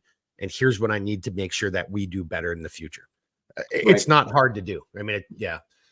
Hey, Redbeard, we're almost an hour 45. Yep. We got final comments, but I want to bring up David's point here real quickly for Sheriff Eliason. AVV, I'm not 100% sure what that is. Case in point, that's Uvalde. Okay. George Floyd Square in Minneapolis. The community wanted law enforcement out, and it's total chaos in that area now. The same thing with that, whatever the chump zone or whatever they called it out in Portland. Yeah. Like, so you're absolutely right. We are, and I hate to say it to the poor citizens of Pittsburgh. Gosh, Redbeard, we didn't even think, how did we miss that? We should have been asking Pat about Pittsburgh. Can we call an audible? Because it kind of goes to David's point. We're going to, Sheriff, if you're willing to come on again, we will find a better way to bribe you to get you on again. Because I know Redbeard's got more, but we've got to ask you. I personally think, because it's so salient right now, and San Francisco's doing this as well. And I do have that. Maybe I'll bring this up, but I want to ask you here. I'm going to bring you full screen. I'm going to ask you what your thoughts are on what's going on in Pittsburgh right now. You know what I'm talking about? They're not taking calls during certain times of the day. Have you heard about this? Okay. Yeah. Unfortunately, it's happening in Minneapolis too. I mean, there's certain calls they don't respond to. Yeah. And the largest thing is staffing issues. They just don't have the people. I haven't heard about the thing in Pittsburgh, and I'm not sure why they're not taking calls, but I can speak to Minneapolis because I do know about that. I misspoke. It's not. I don't think it's Pittsburgh. I think it's Philadelphia. I just screwed that up. It's one of the other. Yeah, I think it's Philadelphia, but it's either Philadelphia or it could be Pittsburgh. Or it could be some other town in Pennsylvania, someplace with a P. I know it's one of those things, but they just passed that the other day. And then now you're seeing this thing in San Francisco. This goes into a larger issue on liberty and freedom right there. But okay, but going back to that, Pat, go ahead. Yeah, it's. I mean, like I said, it's staffing. In Minneapolis, for example, they're down 300 cops. Well, you're not gonna run to every barking dog call anymore. You're not going to run to,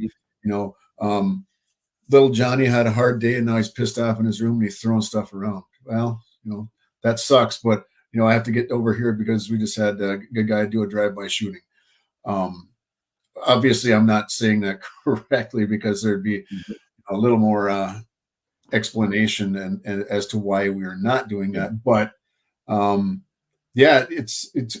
we're devolving. Unfortunately, we're getting to a point where the bad guys are winning and everybody's kind of like clapping them on the back for it, and it sucks. Hey, to that point, our president just apologized for quote unquote calling somebody an illegal alien, which is the actual. I don't care if you don't like the word. That is the technical legal jargon that is codified. And instead of apologizing to the parents of that deceased young girl, he apologized for misgendering a criminal or whatever. I don't know. Take it where you want to go. Hey, we're at an hour 45, Redbeard. Yep. How are we going to play this? And Paul, thank you for giving that. It is Pittsburgh. Yeah, I just had peas on the mind. Like I knew it was one of those. We can we can stretch this a little bit longer if you guys are good with that. It's not going to be by much, but I think Pat brought up a really good point. Hopefully we can get him back. Well, I'm here, just getting rid of my Copenhagen, so nobody has to watch it. Yeah, okay. But Pat brought up a really good point about devolving. But I want to touch on something real quick. We don't have to drag this out, but I would like to kind of head in the realm of either continuing a perceived constitutional standard or evolving. Which, and Pat, this is specifically for you. And then after you answer, I'd like to hear Blackbeard on this as well, and Mark is with you as well. But so there was something regarding to I believe it was a federal proposition to where they don't like the idea that people organize and train together, and there are several groups Redbeard, if you don't mind, I know we're doing this live, but let's save that, because we can't do that justice in 5 or 10 minutes. That needs to be, we should have probably, I hate to say, I know where you're going. We should have maybe done that earlier, because we're at an hour 45.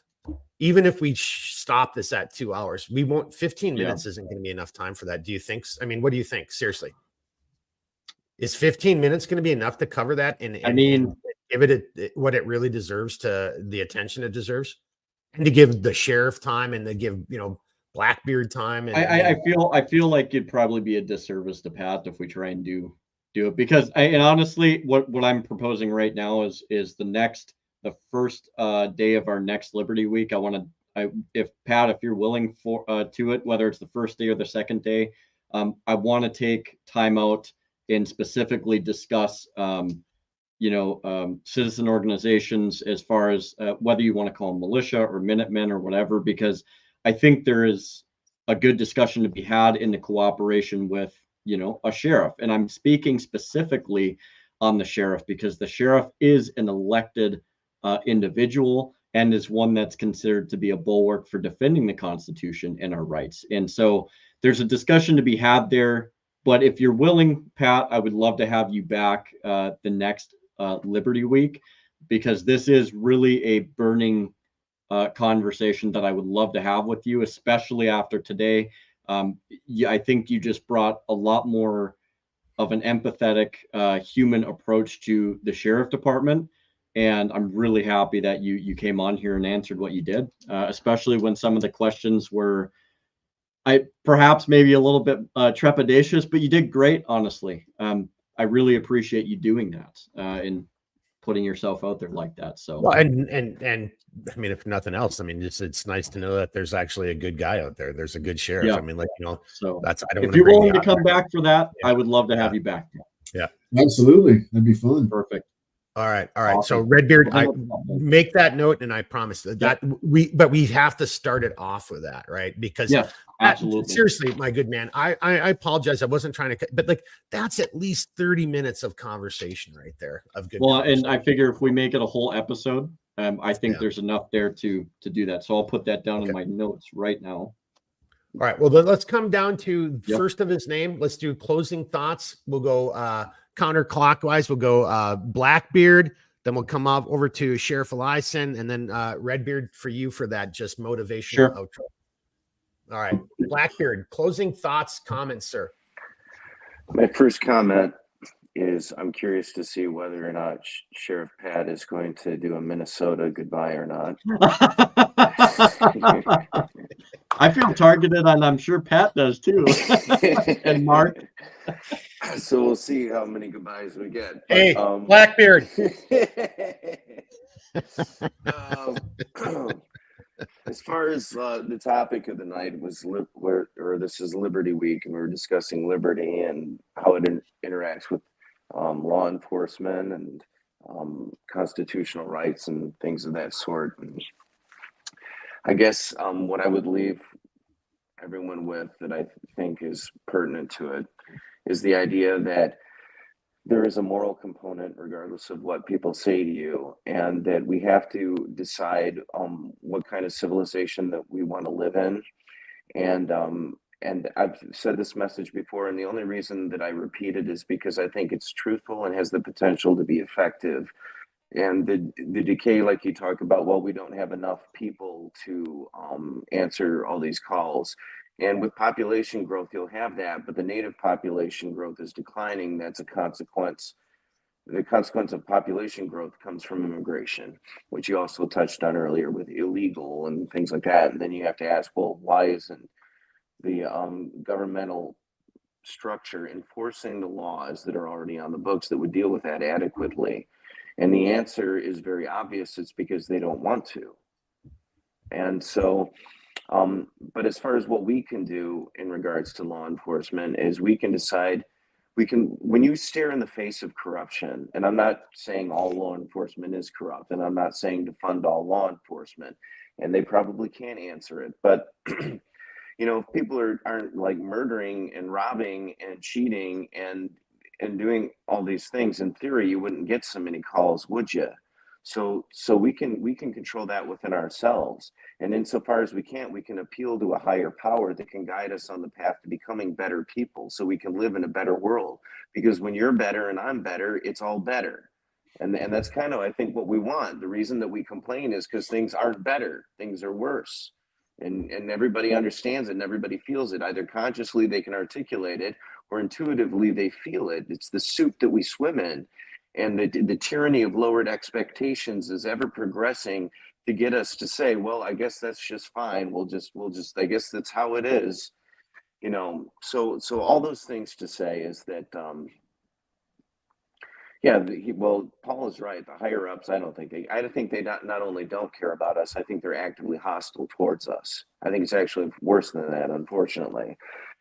But we have to take control over what we can control. And so we need to, you know, there are unjust laws, and everybody's got to pick their hill. You know, it's like, do I really want my line in the sand to be, well, I really want to sell this chocolate milk on my farm. I mean, if that's your line, I guess that's your line. But I just think we need to set some priorities here and think about how do we recover our civilization? Or if we can't do that, how do we at least build back something that's meaningful when this thing goes down? Because, you know, it does look to be on a downward trajectory at this point. So, but as it relates to freedom, that's something that comes about for a moral people. You know, I forget who it says, you know, that the Constitution was only sufficient for religious and Franklin. immoral people. Yeah. Okay. Well, Franklin. you know, yeah.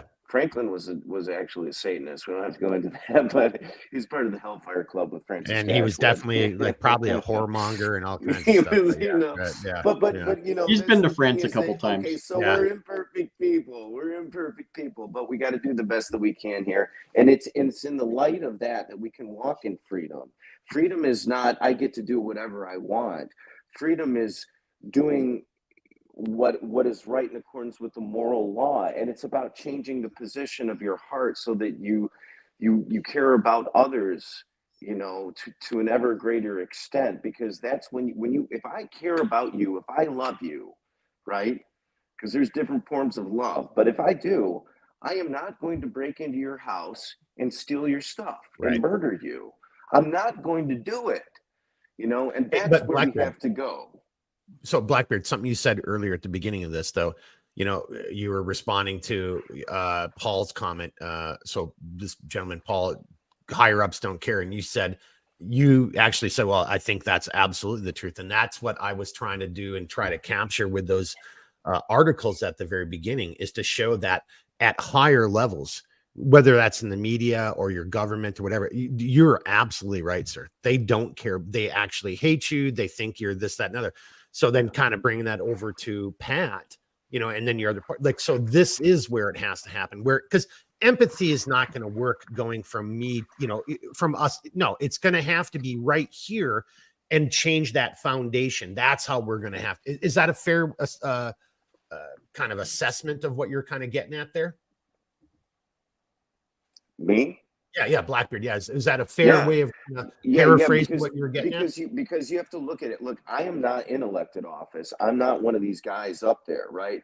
And even if I was, I'm going to have all these people around me coming at me, trying to block me, get me out of there, you know, whatever it takes. Because why? Because they grew up in a different culture, and they're coming from a different angle. They're saying, I don't like what America is, or what it's supposed to be. I don't like what it was. I want something different. I want to call it America, but what I want is something completely different and antithetical to what you want. And then the question becomes, well, okay, so I'm not in agreement with these people, and I'm not in the position of power and authority that they have. So what do I do then? And I think that the answer is I take responsibility for the locus of control and power that I do have. Now, maybe that will expand, and maybe that's a goal that we ought to work toward. But for today, what can I do today? Because I'm alive today, and tomorrow will become today, and the day after tomorrow will become today too. So what am I doing today? Because today is the moment and the time in which I can enact something. It's when I have the ability to act. And so what do I do now? And the answer is what I can, in accordance with the principles that I think are inviolate and eternal. And that's where we have to be. And it's from that place that then we can grow, because as other people, then I get up and other people come with me. Then I pull people up, hopefully. And slowly as the culture shifts, then the people getting into the higher positions share an ideology that's more in alignment with what I think. The problem is that this should have been done a long time ago, and now we're at this critical stage. So I really think it's a matter of rebuilding at this point. I could be wrong. You can call me a pessimist, but I think we're way down the line. But no, I agree with you. I think that's why it's not going to be me and you. This is a generational thing. I mean, this is going to be a long haul. Red Blackbeard. I almost want to. Where is it again? Let me just find it. One more time. Give me a second. Right here, just on that note.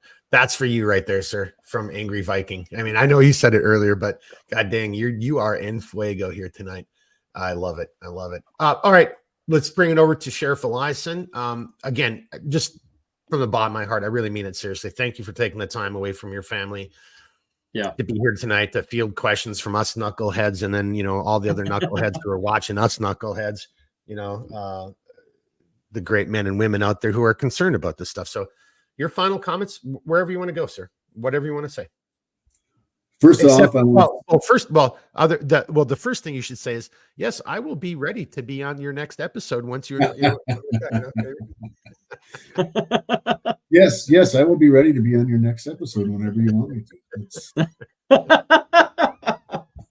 But I want to say it's very nice meeting you, Blackbeard, and you remind me a lot of David Lee Roth, and that's a good thing. Okay.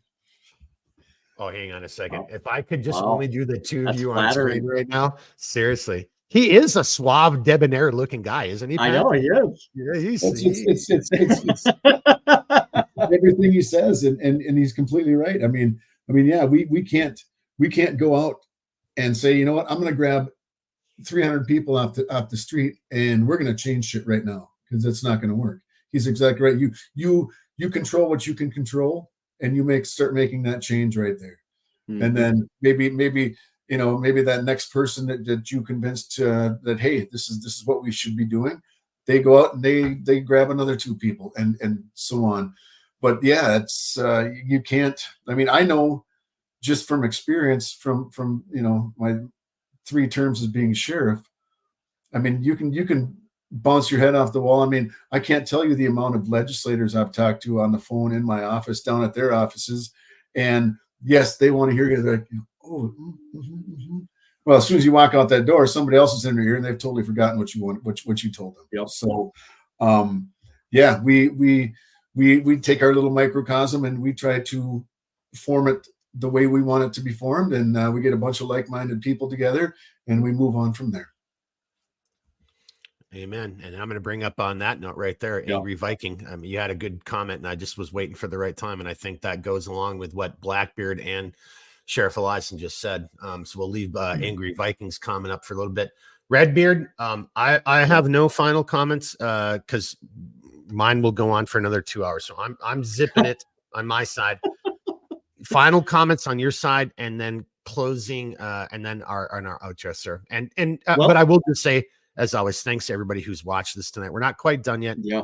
Blackbeard always, or correction, Redbeard. See, there's too many beards. Redbeard always gets me fired up with that outro. But I do just want to again personally thank each and every one of you for watching tonight during the live stream, or watching it later on demand, or listening to it on Spotify. And that last commentary between the sheriff and Blackbeard is exactly what we're getting at. This isn't, you just can't go round up 300. This is incremental, and it's going to take fucking time, whether we like it or not. It's just going to take time. Did Pat just walk out on it? No, his camera's still going. Is he getting a beer or something? What's going on? No. All right, look, Mark. Hey, even the sheriff has got to kick his feet up every so often. All right, hang on a second. You guys were talking over each other. Go ahead, Blackbeard. I want to say goodbye right now, so that I can say it later and become an honorary Minnesotan. Yeah. I knew you were going to do that. The Minnesota goodbye. You see, you jinxed us by bringing that up, dude. You jinxed us by bringing that up earlier. Minnesota goodbye. Fantastic. If you don't know what he's talking about, this whole last 15 minutes has been a big, long Minnesota goodbye. That's what he's talking about. It's unavoidable. Yeah, It's it totally is. That's who we are, unavoidable. because we like talking to each other. I mean, like good people here. And I'll be the first to admit that I have no problem living out a cultural cliche, because Minnesotan culture is definitely a very, very horrid example of just a living, breathing cliche. And I own that. That's never going to change. Couple points. First off, Blackbeard, thank you. Oh, hey, Pat's back. Hey. Yeah, we got to see your backside. All the girls got to see you walking away, showing that off. See, and Blackbeard, Cook County Sheriff, everybody. Blackbeard, that's part of the Minnesota goodbye right there, brother. Yeah. That's part of the Minnesota goodbye. All right, Redbeard, let's get serious. Well, okay, let's get serious before Blackbeard did something wrong. So let's wrap it up there, my good man. Blackbeard, thank you for coming on. Pat, thank you for coming on. You gentlemen are awesome. We're really, really, I feel very privileged to have both of you guys on. Hang on. I'm sorry. Did you see the private chat? Pat left. So to Blackbeard's point, I'm topping off the single malt while Mark goes on and on with his Minnesota goodbye. Fuck you guys. He's like, oh, this is gonna be a long one. Better put a drink down or something. That's awesome. That's awesome. But just a couple things here before I do the outro. I already have that next Liberty Week set up, so it's set in stone. And I will. I hate to say it, but this might be the only time I'm a tyrant on an episode, because I will command this episode.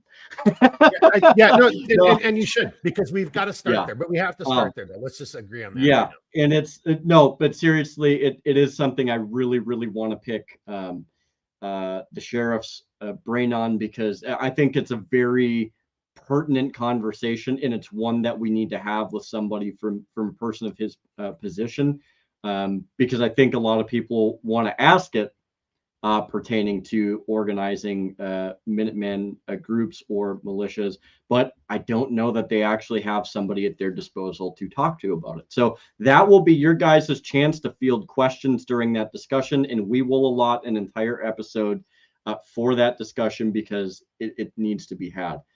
So that's down. I have the notes there. Outside of thanking you guys, Mark, thank you for making this possible and doing this with me. I really do have to give you props. We are in the 50s, everybody, and we're not slowing down anytime soon. It's been an awesome ride, and I feel like this is a good week to just thank everybody from the bottom of my heart, and I'm sure Mark feels the same way. We very, very greatly appreciate our viewers' patronage, and for you guys fielding questions and taking time out of your day to come and deal with us. I mean, it gets slightly autistic here, let's be honest. So on that note, I don't know if you guys have anything else to say. Beyond Pat? that, I can. Final comments, Pat? Well, so getting back to Blackbeard's Minnesota goodbye. I'm gonna give you a couple of my goodbyes. Okay. The first one is when I've had enough of everybody, I just say AMF. And that stands for adios, motherfuckers. I'm done. and the other one is I got to hit the bathroom. I'll be right back. And then you never returned. I'm gonna start. I like that one right there. That's the best. Those are great. Hey, I got to go to the bathroom. I'll be right back. Why'd you turn your camera off? No. Yeah, right. All right, Blackbeard, final comments. Yeah, I just want to take this opportunity to put in my second goodbye at this point. You know, Jeremy, Fantastic. I think we deserve that one tonight, though. Yeah. I think we did. Yep. You know, but whatever. 100%. Fuck both of you guys. You know, if our viewers can't tell that this is a shockingly Minnesotan podcast, I'm so sorry. Oh no! All right, Redbeard. Yeah. Take us out, man. Take us on that great outro of yours. Look, the flame of liberty shall not and will not ever be extinguished so long as there are good people that are willing to support and defend it. And that means each and every one of you. And I hope that we are able to help foster a flame of liberty in each of your guys' hearts and minds via not only the discussions that we have, but also with the guests that we bring on. Having a sheriff here to explain his perspective and help kind of explain things for you, and really sitting here telling you guys, get involved, let me know what's going on, and taking action, because taking action is huge, especially if you want constitutional sheriffing. Blackbeard does a great job of being able to extrapolate on very difficult subjects and being able to do it in a very eloquent way. And this is the type of conversation that we should all be having. A lot of people say, you know, you shouldn't bring politics to the dinner table. I disagree with that. We need to have the hard conversations, especially with our families, because this division that's happening in families and between neighbors and friends, that's what they want. And that's how we ultimately get defeated. So let's bring that case of community back. Let's grow together as neighbors, as family and friends. We're not all going to agree on everything, but we need to find some common ground between each other so that we can move forward and not be at the behest of those who would seek our ruin. So on that note, Mark, thank you. No, Angry Viking. He just had to do a don't you know to us. Oh, yeah, sure you guys. you, Don't bud. you know? Yeah. Yeah, damn it. Yeah. Okay. All right. Take us out, man. Take us out. All right, guys. Thank you very much. We appreciate everybody, as I said before, and we really hope to see you guys on the next one next week. War Room Week. That's War Room. Yep. Central Standard Time. We hope to see you guys. Daylight, Central Daylight Time. We're on daylight. I reject Central Daylight Time. I agree with you. That's another. Yeah. I don't believe in socialist constructs. God dang it! So I'm an American. That's the way I look at it. I'm We hope ending to see this you on live the stream. next one. That's another And Minnesota appreciate it. goodbye. Ending it. Thank you. Woo!